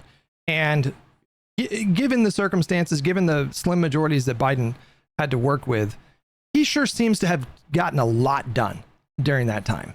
And he just doesn't get any credit, you know, like, well, that should be the lesson. Again, you know? Again, the thing is like, I think part of the reason why Biden doesn't get credit is not because leftists are unreasonable people, because Biden, well, he fucked up. He fucked up bigly by not recognizing this huge issue in the coalition and by running again when he shouldn't, when he didn't have the capacity to do it. Well, that's a different, I'm just saying that's a different. Right. And so then the minute Trump won, everything that Biden did got basically zapped. And you know, much of what he did got zapped. A few things have like survived. Well, that was the same with Trump when he left, you know, when he left, most of his stuff got zapped immediately. Like the Democrats moved aggressively and Biden moved aggressively to end all the, you know, the policies that he had enacted with like executive authority and policy at the agency level. But so, can I like, if we could focus on one of the things that I find intriguing about this is what do you think like the three cornerstones of like the Democratic opposition to the Republicans should be based on, right? Like if you look at Republicans, they want to get rid of abortion nationwide, right? They have ulterior things like they're going to get rid of birth control too, but a nationwide abortion ban is definitely one of their unspoken things. That is one of their goals. Cutting off all immigration, so there's no immigration whatsoever, is another one of their goals. And they also want to make gay and trans rights go back into the you know, the closet, if you will. If you're asking for, I think there's two answers to that question, or two ways to answer that question. The first would be like messaging strategy. And right now we can just take a look at what is working and we just know what is working and just continue to do that. So you tie economic populist rhetoric with anti-war stuff. The war in Iran is a huge liability for this administration. It's enormously unpopular. So the rhetoric, like, why are they spending money on bombs in Iran, but not schools? But here's the like problem, though, Hutch. Well, I'm answering your question. But I know, but the thing though is you bring up the war as messaging, but the problem is the Democratic Party, like most of the Democratic Party, supports some variation on that war. What? They just let Trump do it. Why would you say that? Okay, but like because we've been warring in the Middle East since I was 21 years old. You just said, but it's always been because of Israeli security interests and oil. They've had congressional votes when it came to the war in Iran. The Democratic Party, as I understand, in terms of like the members of Congress, overwhelmingly are opposing this administration in that war. I don't know what you mean by yes. They're voting against it in Congress because they have a guaranteed. Like, because it is a guaranteed out, but we're still funding Israel and oil interests are still like what does America make money off of? Like, what are some of our huge industries? Weapons and oil, right? Weapons, oil, healthcare. Those are like three of like our big industries, and the weapons filters down into policing and prisons and all of that shit that we briefly touched on before. So like my point being is like, while the Democrats will vote against war when Trump is in office, our entire financial system is still geared towards profiting off like occupation of the Middle East. You don't think that you're constructing a kind of caricature of the Democratic Party, of like the median Democratic Party congressman? Like they're just there to literally just serve the interests of capital and the military industrial complex, and they don't actually give a fuck about restraint. That seems like a bit of a caricature to me. I don't think it's all Democrats. I think it's tied to the power structure. Well, okay. I mean, listen, I think that there are probably, you know, the vast majority of elected Democrats in the Congress do oppose his conduct in Iran and don't sanction, you know, the way that they've like prosecuted this war, this and, like and obvious yet, war. Though, and yet what'll happen is they will still fund Israel and still fund, like, sell weapons to the Middle East. I'm pretty sure which will guarantee, the recent votes have been overwhelmingly the Democratic Party opposing funds for Israel. So like there has been a shift in the party. Well, but the thing though, Hutch, is that's happening now that they don't have the power to do it. The proof will be in the pudding when they get back in office. Wow. If they cut that funding off. I think I don't know if they're going to sanction completely ending aid to Israel. I just don't think that's going to happen. Saying? But that needs to happen. Well, it's not going to happen. Like that's not, to me, that needs to happen. See, that's just it. When you say that's not going to happen, that needs to happen. And that's what I don't think you realize. Like some of these things, like for instance, when I said, what are the pillars of the Democratic Party? You sort of went off on what I do when we talk about. No, I didn't even really. I gave you like one particular plank. Yeah, let's hear your 3 pillars though. Like just give me 3 foundational pillars that should lead us as opposition or into the future. Well, again, like on messaging right now, we already know what is working because no, not on messaging, not trying to win an election. You mean I'm talking about kind policies. Of yeah. Like for example, if you come to me and say, like, I think America, without a doubt, one, we need to fully fund access to healthcare for all American citizens. Yeah, sure, I understand. Like guaranteed, not affordable healthcare, not some marketplace, not in a health insurance industry. Single payer, nationalized healthcare. But that is not going to happen in the short term. And two, we need fully funded education. Sure. When I went to UCLA in the 80s, it was free for state residents. There was free college. Really? Wait, free what? college in the 80s. Yes. All the UC schools. I paid $435 a quarter in fees. There was tuition for out of state, right? Okay, so, I can give you my answer, okay? But you're giving me things that are not possible. I'm just saying. But the thing though is, listen to me. That's where the hitch is. You're saying you're giving me things that are not possible, but single payer is not possible. No, they're not. You have to vote in candidates who are striving for those things, and then they can do the work. I'm just saying, at the current rate, if we're like evaluating by DSA performance at the congressional level, we'll get that done in about like infinity. It can take literally infinity. It's just like like they would have to have way more than like 7 members of Congress, and I'm just like we just don't have nearly the level of support for single payer to like especially Bernie's plan to literally end. It's a very popular policy. And that doesn't, well, first of all, the popularity how do people get scared off it? The popularity because they say, it's going to jack up your taxes. Well, the popularity for Medicare for All plummets when you ask poll respondents, when you include the fact that your taxes will go up. And I mean, like, you don't need to sell me on single payer. I support single payer in theory. I just consider myself a bit of a pragmatist and a realist. And unless you're seeing some support that I just don't see, there's just not nearly the level of support for single payer that it's feasible in the next Congress. It's just not going to happen. I mean, you would have to have like over 150 Democrats, like change their minds. And I just don't see that happening. And so I would rather, like, to me, what I think we can do, like what is doable, the next Dem trifecta, if we have 2029 comes along, it's a Dem Congress and a Dem president, I think that there will be enough support and pressure to get rid of the filibuster. And when that happens, I think there will be enough support to pass a public option, increase minimum wage, do something like paid family leave. They will have that kind of a mandate to do those kinds of things. Yeah, but do you realize that those are all doable, I think. But do you realize though that if those things happen, those things that you agree are doable, that shit will have happened only because of the rise of the DSA and the leftist candidates? I disagree with that. It is literally the people that are saying, hey, we're going to take over your party if you don't fucking do some shit for the people. That is going to motivate the change.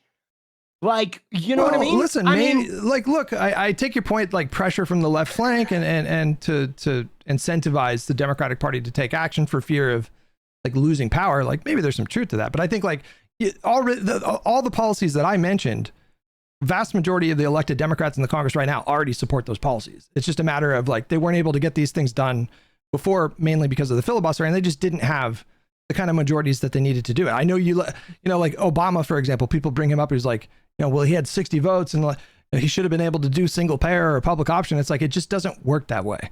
You know, like I mean, Obama is challenging because, of course, like he had to deal with the inherent racism. So Obama like moderated his progressive nature in order to not get sacked, and he ended up getting sacked anyway, right? Because what do you mean he won re-election? I know, but then they took over Congress. They stole a Supreme Court seat. Why did they absolutely decimate Democrats in 2010? Right. I'm asking you. Yeah. I mean, it had a lot to do with the messaging around the fucking healthcare. Yes. Right. Yes. Right. Yes. That's exactly right. Messaging around healthcare. Right. Yes. Okay. Combined with a recession. But the thing is my counter to you is, if the public option had been in there, I think the messaging is different. Didn't have the votes. He didn't have the votes. But I'm telling you, though. I understand. I agree. You're great. But like, but see, the thing is, it's a kind of a useless conversation, right? Like he didn't have the votes, like just straight up. And it wasn't just Lieberman. For the record, it was not just Lieberman. There were a few other Senate Democrats that were, you know, like happy to let Lieberman kind of fall on that sword, but had expressed skepticism about a public option. And, you know, like, just to keep things into perspective here, for maybe some people in your audience are like really young, but Obama, the Democratic Party of 2010 was way more conservative than the Democratic Party of today. Way more conservative. Well, there were like 4 dozen pro-life House Democrats who threatened to torpedo that entire legislation if he did anything on abortion, if there was a single. But again, though, dude, allowing pro-life House Democrats. What do you mean allowing? This is what I mean. What the fuck are we doing? This is what I mean. Right? Like, this is what I'm talking about. You like the president cannot just like force the Congress to do whatever he wants. That's not a thing. He just can't. Right. You're gonna hit a wall. But see, the thing though, the thing about this though that's so frustrating. But you said like you understand the voters voted for those pro-life Democrats. You understand that, right? Like I do. Right. So but I also understand that voters are manipulated through money and messaging. Okay, that's how you win voters. And what I understand, though, is that how I've watched it play out is that the Democratic Party makes more fundraising money normally when they lose. Okay. You think that the Democratic Party wants to lose? No, I'm not saying they want to lose. Okay. I'm saying that when they lose, they don't actually have, mostly when they lose, they have other positive consequences, which is like, oh my God, the country's going to shit. Oh my God, we need to raise money. We need to win the power back. But I don't and then that starts the whole, like a bunch of promises. Like, for example, the Democratic Party in my life always ran on, we're going to protect the right to abortion, but they never codified it. And they ran on that as an electoral thing until it was taken away. They never had the votes to codify Roe v. Wade. And they did. No, they did not. What do you mean? Well, I guess not, because they let pro-life members into their party. I don't know what that means. Like, are you saying that the Democrats who were pro-life at the time, it would have been better for Nancy Pelosi to say, well, we're not going to allow you in the Democratic Party? Well, I'm saying if there was a pro-life Democrat, like the party should have tried to crush them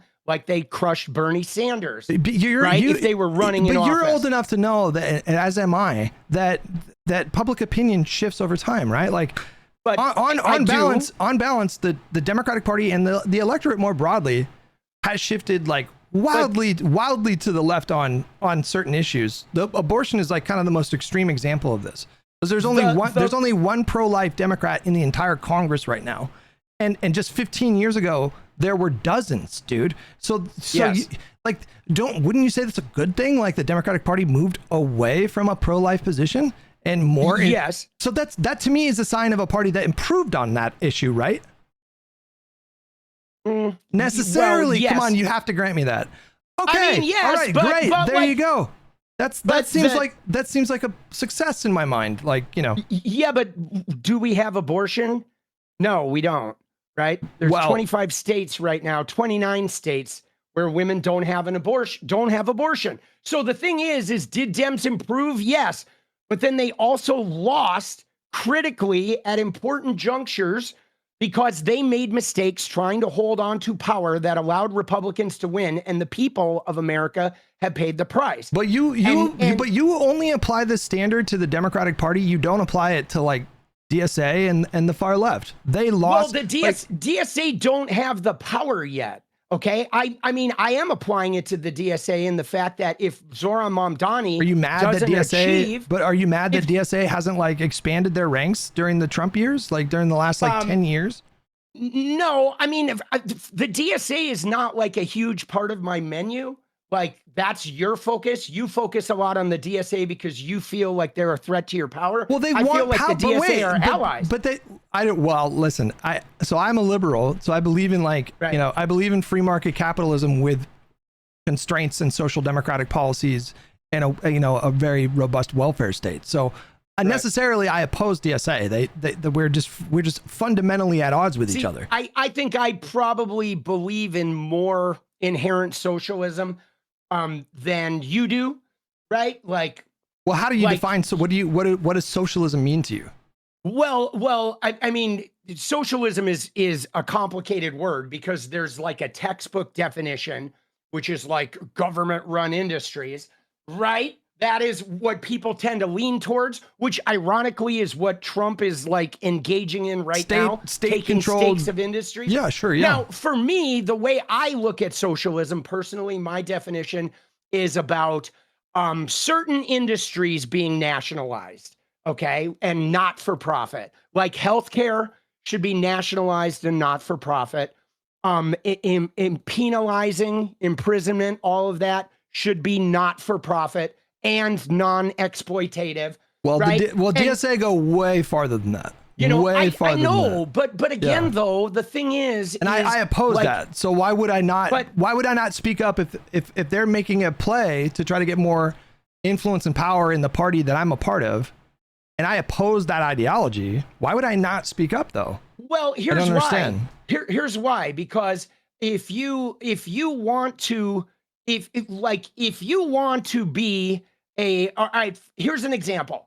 All right, let's think about this as like how we discovered the New World. All right, I hate to use colonialism in this aspect, but if you want to expand your boundaries and you want to go to new places, you want to evolve, whether it's technology, your own personal thing, there are people that are more renegade. Okay, like for example, when I evolved myself with therapy, it was EMDR, something I had never done that was a little bit experimental, that I went with a therapist. Now there is like psychedelic therapy. You like renegades that push the boundaries are useful for creating momentum, for creating movement. So even what is if the you evidence, don't want to, what is the strongest evidence that the DSA can benefit the national party of like the Democratic Party? Because when I look at the data and when I look at the voting trends, I don't see them helping the Democratic Party. Well, see, that's just it. Like, I know you don't see them helping because you see them as a threat. But if you partnered with them, you might see But they don't want to partner with me. That's the thing. Like Democrats and DSA and leftists and socialists could be partnering against the enemy. I mean, Al Sayed is a great example because DSA did take a toehold in New York City. And everyone's like, oh, New York City is so blue, so blue. Of course they won there, right? And then all of a sudden, Plattner, outside of him being, a like sex pest or whatever, Plattner's a whole thing, dude. I have a whole host of like, whatever. I had issues with the guy, and then I trusted the voters. And then I found out that like the guy was your problem there. wasn't who he was. Listen, don't trust the voters. They'll let you down. The point is he was running on a platform in a part of the country that like there was juice there. And certainly, I don't think Plattner is the best way to make this example. I'm just saying. Dude, He's not a great guy to point to and be like, he's not. But he helped the Democratic Party. I like to talk about the platform because Plattner's platform is what just won in Michigan and what will win with Francesca Hong. But see, here's the thing. Listen, it won by less than a point. Let me listen. Yes, I know. But dude, all right, he won by more than Alyssa Slotkin won the general. Okay. And now you're saying, oh, he's going to lose the general. But the people who don't want to share power. I didn't say that. I know, but that's what a lot of Dems are saying. I think Hong will lose. I think Hong will lose. You know, I don't think El Sayed will lose. I don't think Hong will lose if she wins, right? I don't. I think she has the potential to win. I mean, I'm from Wisconsin and there is definitely a movement there. But my point being, though, is why the DSA or leftism or whatever has been hampered in America is they're not just fighting one enemy, okay? Anybody who runs as a progressive. But isn't that there? You just said it. Like the Democratic. I mean, Obama had this. But wait, the Democratic Party. They're not just. But they're not just talking about on progressive anti-establishment, and Hillary Clinton's campaign, to be clear, which was being staffed by Neera Tanden, said he's not electable in the general. To be clear, you gotta vote for Hillary. Well, I mean, this is a standard tactic. There's primary. Dems. Listen, there's like having an enemy in the primary, and then there's having like a more generalized enemy. And I think your language right there was really telling. You said that the DSA are running against two different enemies. And, you know, no, I said the DSA are end up fighting. They end up fighting not just the Republicans. Yeah, you said two different enemies is what you said. And that I think that language is accurate because I do think they see the Democratic Party as the enemy. I think it's because the Democratic Party behaves like an enemy. I mean, listen, they're a socialist. I mean, they do. Okay, well, you wouldn't. They do. Okay. They say we're a big tent, vote for us until it's not their candidate. And then they're like, oh, you're dangerous. You're socialism. Let's use some right-wing talking points. Again, El Sayed got the endorsement of like huge establishment Democratic Party leaders. Like right away. Well, yes, because once he defeated that AIPAC and that corporate machine, they knew like, holy shit, it's not just New York City. Well, now you're just moving the goalposts, aren't you? You just no. You know, like I'm giving you an example of a very leftist candidate that has massive institutional support and got it right away after he won his primary. That's, you know, to me that like, you know, I'm just saying I've heard the left crow about how like Democrats would rather lose to Donald Trump than help elect a progressive for the last 10 years. You realize and then that El Sayed wins, and then he's getting fucking phone calls from Obama, and Hillary and Kamala Harris is endorsing him, and so you know, I know Kamala Harris is endorsing him, right, because she's thinking about her political future, and now she's recognizing the movement. If she had recognized the movement in 2024, maybe we don't have Trump. But you overstate. We don't have this. But movement. You overstate the movement. You know, that's what you guys do. You overstate the movement. Yeah, I think you do, though. You understate it. You understate it because what percentage of the country? I'm just asking. What percentage of the country do you think that the Democratic Party? What do you think thinks that the Democratic Party is not left enough? Hold on one sec. That's my point, though. Right. I'm trying to demonstrate that you guys overstate your popularity. So I mean, not left enough. Yes. Of the total voter base of the Democratic Party. No. The whole party. Well, we can do both. We can do the whole country and we can do the party. It's about 8 to 10% of the entire electorate thinks that the Democratic Party is not left enough. And it's about a third of the Democratic Party voter electorate that thinks that the party is not left enough. I'm not sure I agree with those numbers, right? I'm not sure I agree. Well, I don't know what that means. Are you?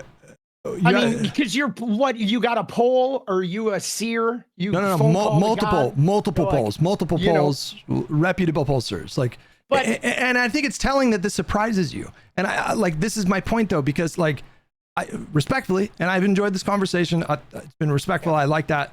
You know, I think there's a little bit of an echo chamber situation going on with the left who think they're way more popular than they actually are. And they overstate their wins like Mamdani and El Sayed, and both of those were impressive wins. I'm not saying they weren't, but they overstate those, and then they just ignore like Andy Bashir and Josh Shapiro and Abigail Spanberger and Mikey Sherrill and, you know, like Jamie Pritzker and, you know. No, I'm glad you brought up Abigail Spanberger, okay? Because she was running against a terrible religious candidate who tried to run the trans thing and she defeated it, right? But like, look at what Abigail Spanberger did with her power. They have definitely passed some legislation. Some? Man, did Wait, they, hang on. It was a lot. They fumble, it was a lot. I know, but did they fumble the ball with that voter redistricting shit? Like, what was that? She torched political. Do you understand that that's a competitive state that she's in, right? Like, wait, hang on. Which one is that? Spanberger. Is she in Virginia? She's in Virginia, and they passed that voter redistricting by like thing 2 points. By like 2 points as a ballot measure, but they knew it was going to get overturned, and they went ahead and passed it anyway. Like that's the thing that I'm talking about. That why? I don't think they knew that it was going to get overturned. I think I think they did. I think they genuinely tried to get that done. And she torched actual political capital doing that. That was considered kind of unpopular. And you're mad at her for fighting for early redistricting so they can fight the Republican gerrymanders. I don't understand why you would be mad at her about that. What I am mad about is my anger with the Democratic Party is that they fight too many battles in a way where they're not fighting to actually win. Listen, I hate it when people say this. I hate this. And the thing is you like liberals don't want to concede this. Because it's not true. This idea that the Democrats don't want to win elections, like I just don't even know what to do with that. It's such a caricature. For example, isn't it such a caricature? Like, aren't you like really just like massively oversimplifying things, generalizing, ascribing bad intentions and corrupt intentions, and it just seems like such an overly simplistic view of things. So you can just dismiss the party and say they would, they're not really trying to win. Meanwhile, you're going to bat, bro, for an organization and a movement that has actively worked against the Democratic Party in all three presidential races against Donald Trump. Hillary, Biden, and Kamala. You talk about two front wars, my friend. They were fighting the Republican movement, which was formidable. I guess what I'm saying though is and the left flank. The resources and energy that went into fighting Bernie Sanders, right? You're aware of that. What do you think a primary? Just follow my train of thought. Okay, you would say that the Democratic Party pulled out all stops to prevent Bernie from winning or taking over. Right? They certainly didn't partner with him. She didn't make him VP. She didn't combine with his movement. He had electrified young people, and he had created a political movement that, whether it was going to be the face of the Democratic Party, the energy behind it was undeniable. He won a lot of states. Okay. And but you're giving Bernie more credit for losing than you are the Democrats for winning. No. I just don't understand. I just want you to follow my train of thought here. Like, do you acknowledge that Bernie had sort of created an electrifying political movement for a significant portion of the country? Bernie inspired a lot of people who were otherwise disengaged to become To become more.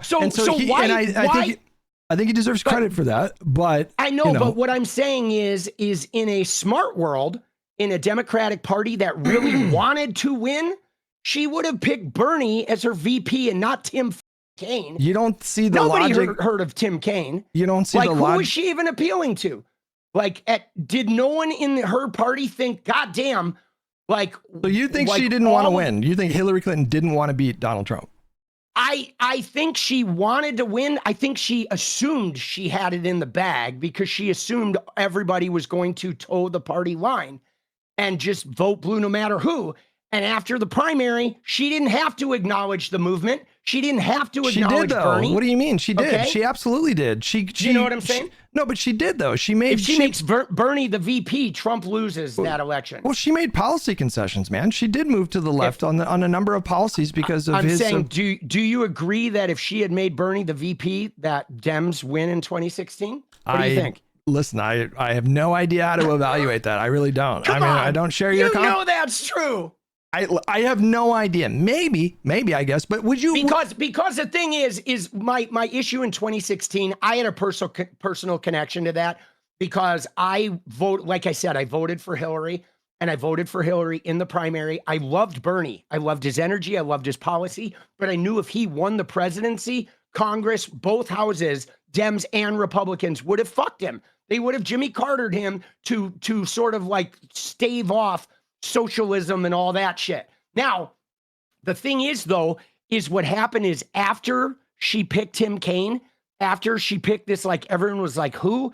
And like she didn't incorporate Bernie and the movement really into her thing. Well, she made a few concessions, but she didn't bring him into the fold. They didn't partner. And what Donald Trump she didn't agree with his did, politics. She didn't agree with, though. She did. Why would she do that though? She didn't agree with his politics. Because a lot of people agreed with his policies. And Hillary's not just about her policies. She's supposed to be listening to the people, right? If she's running for president, she's running to be the Dem nom, and 40% of the Dem voters want certain policies. You owe it to your voters to incorporate that shit into your platform. Now, hold on one second, though, because I want to finish this. I don't want to forget this thing. All right. So what happened is Donald Trump's campaign noticed how Bernie's message resonated with rural working class voters in the Midwest.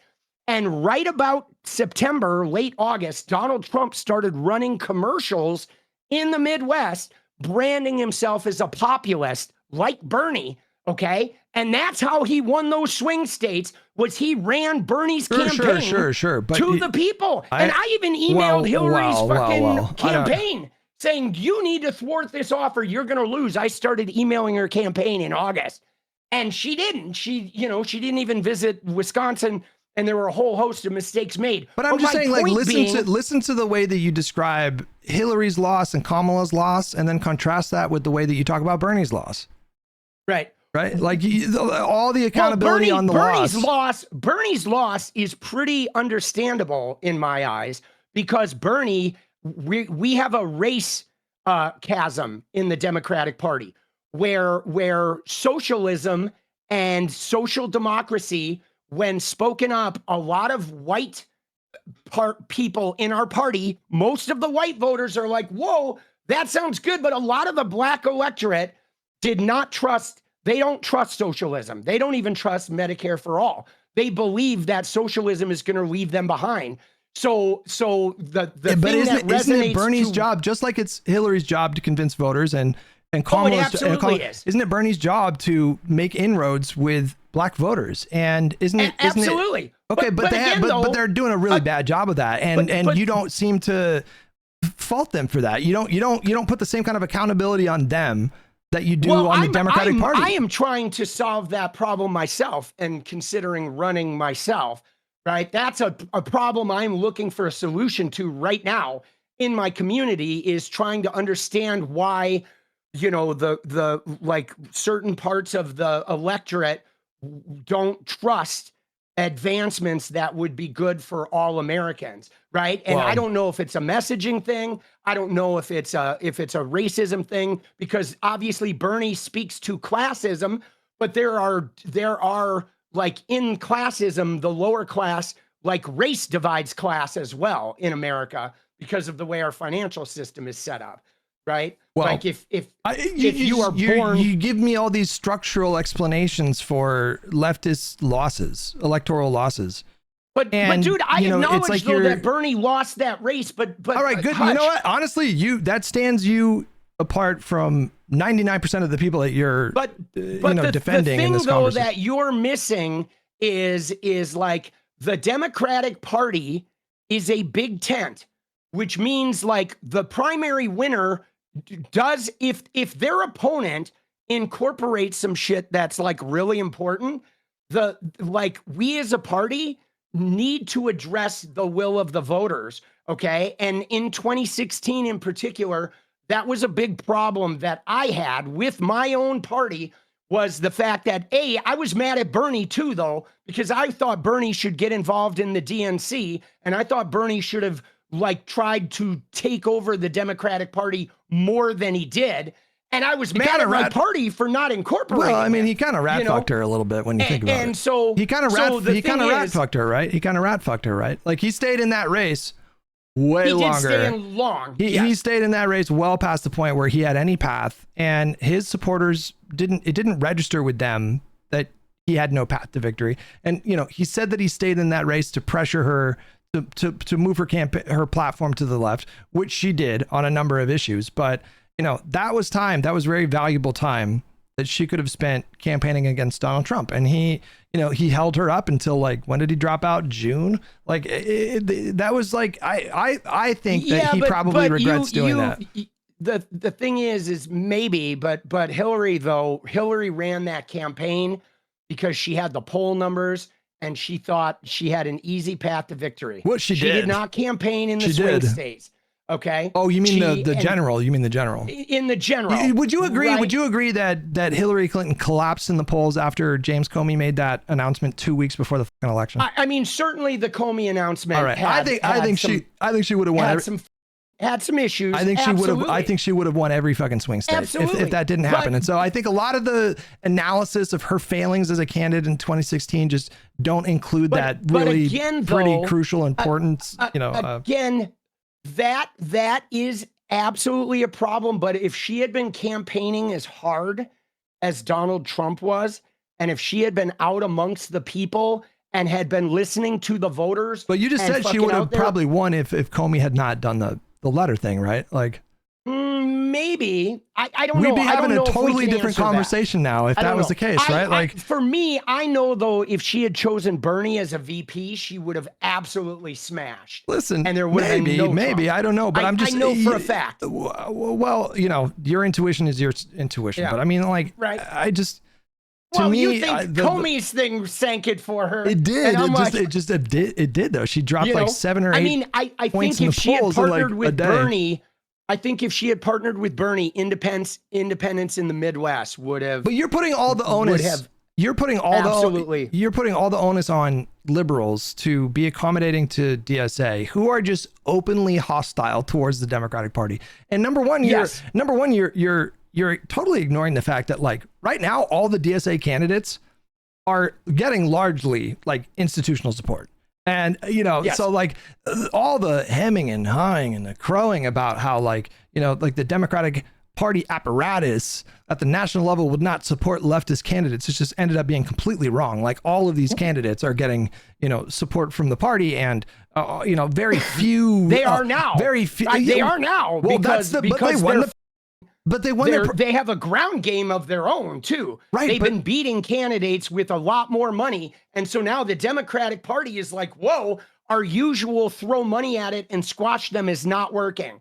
Okay. Well, for the most part, the Democratic Party is aware that, like, there's something going on beyond simply a bunch of young college kids wanting socialism. That you're problems. But you're overstating it though.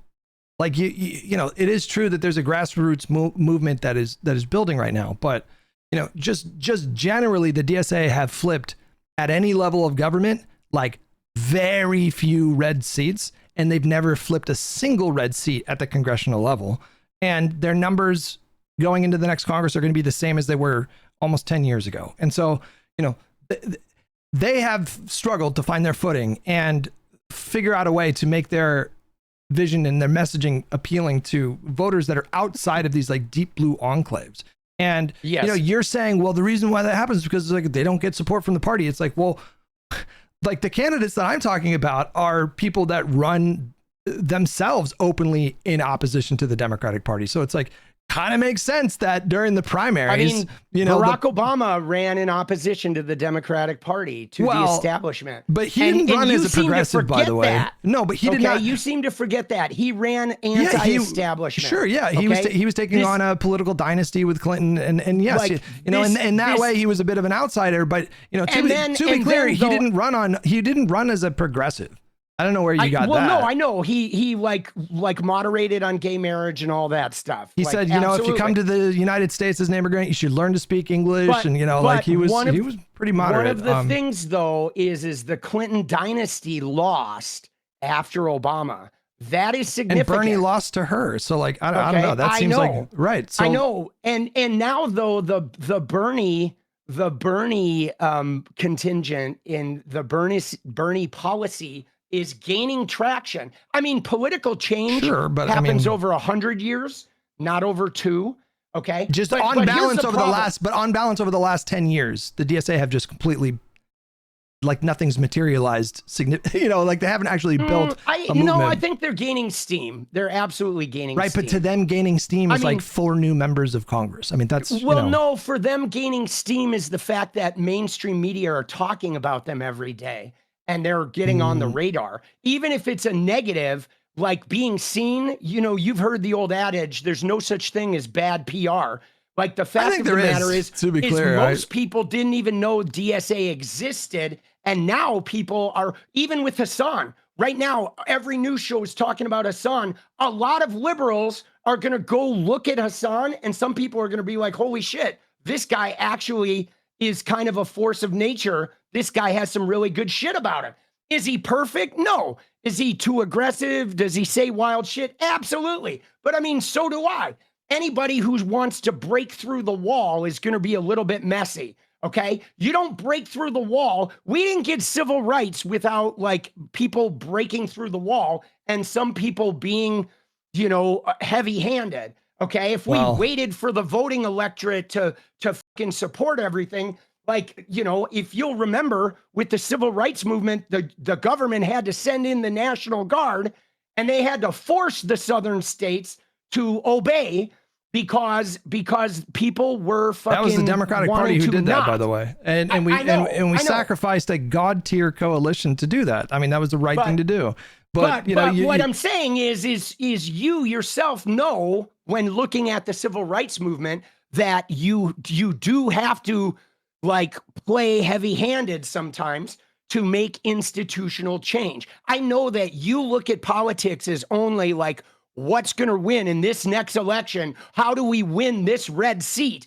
And but if you win a red seat, who then sinks your minimum wage bill, what the fuck have you accomplished? You've accomplished nothing except like, that's ridiculous. You know, the institutional power. Well, that's ridiculous. Money. Now, I mean, here's the thing I want to say to you. Hang on. That's ridiculous. What you just said. I mean, Joe Manchin, the value of Joe Manchin in West Virginia, a state that went to Donald Trump by 40 plus points, is actually insane. And when you say, well, you know, you let Joe Manchin into the party and then, you know, nothing happens, it's like, that's ridiculous. None of Joe Biden's legislative agenda gets done without Joe Manchin. None of his judges get confirmed without Joe Manchin. You don't have to like his politics, but when you say stuff, I can forgive a little bit of hyperbole, but when you say stuff like nothing got done, I think you are contributing to the problem that I'm trying to address. Like that's a problem when you use that hyperbole. Here's the thing though that's hard is you don't like my hyperbole, but you use hyperbole yourself. And that's one of the things with liberal and leftists is what, like hyperbole? In the course of talking about shit, like your hyperbole when you're like, oh, this is impossible to get, or we can't do this, or that's not hyperbole. That's not hyperbole though. Right?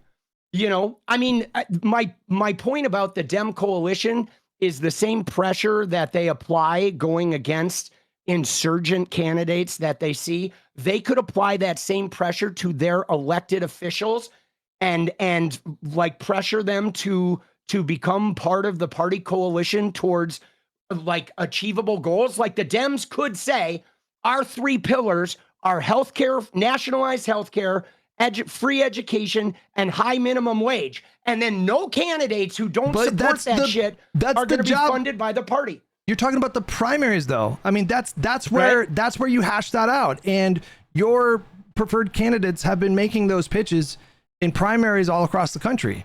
And yes, and it's the progressives definitely starting to take hold. But here's something I want to just drop on you. You're not acknowledging that failure. You're simply saying that the Democratic Party should just like literally just like hand power to an insurgent movement.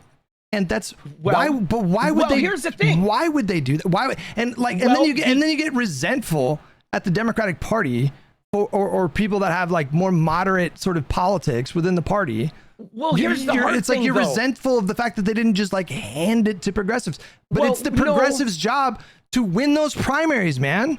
That's their job. They failed that job. Why are you getting mad at the party for not handing them power? Because the party, here's the deal though, Hutch, like the capitalism is broken and it's very clear that it's broken. Okay. And up to this point, you know, even let me give you an example, recent example. They just passed this housing bill, bipartisan housing bill, get VC out of buying homes, right? But they didn't make it so VC can't buy apartment buildings. Okay. So they can't buy single family homes, but VC can still buy apartment buildings. So this is another fucking half measure where white people that have generational income, generational wealth being accrued to them will now be able to better buy homes, but people that are living in apartments are still going to be suffering at the hands of VC, which is the poor people again. I'm not like well versed in housing policy to debate like policy stuff with you. I'm just saying like whatever vision your movement has for the country, it is up to you to convince enough primary voters to give you the power to do that. Well, let me just tell you this. Okay, I gotta go though because I have to go edit some videos. Sure. I'm going to New York City to see my son tomorrow, and I've had a pleasure.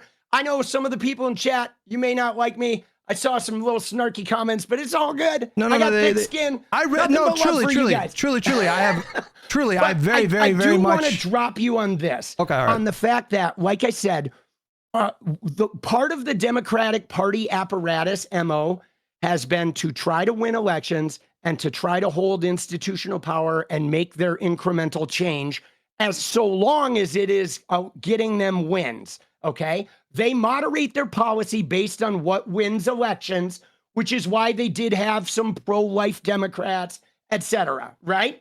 Now, something happened though after Gaza where a whole bunch of young people saw Gaza happen and they're just like people like my son's generation and the young people that saw Gaza and were affected by that, they're never going to come around.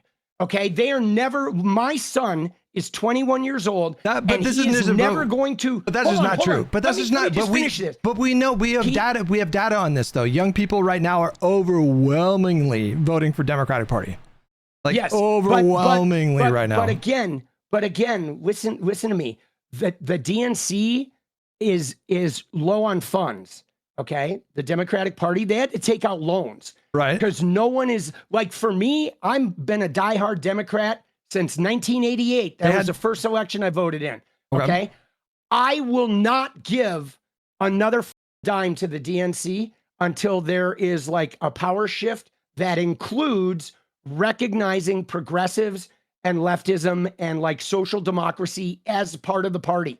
If they don't incorporate that in their vocal messaging and stand for it, I will never give them another dime until my dying day. Okay. And there are a lot of people that feel this way over like Gaza and over a lot of promises, over candidates running around saying, I want to lower prices. And it's like, dude, that's not a policy. Saying you want to lower prices, Haley Stevens, I'm running on affordable healthcare and lowering prices. That's bullshit.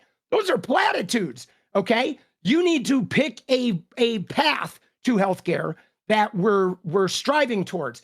And a lot of young people are feeling that same way, that they're never going to give money to the Democratic Party. They're going to give money to AOC. They're going to give money to Zoran Mamdani. They're going to give money to candidates that say, we want healthcare for all. We want free education. We want to end like buying weapons for Israel and endless war in the Middle East. But even Zoran, he's probably not going to get the free buses. You know that, right? Like he immediately said, it's not something I'm thinking about right now. We'll try to tackle it next year.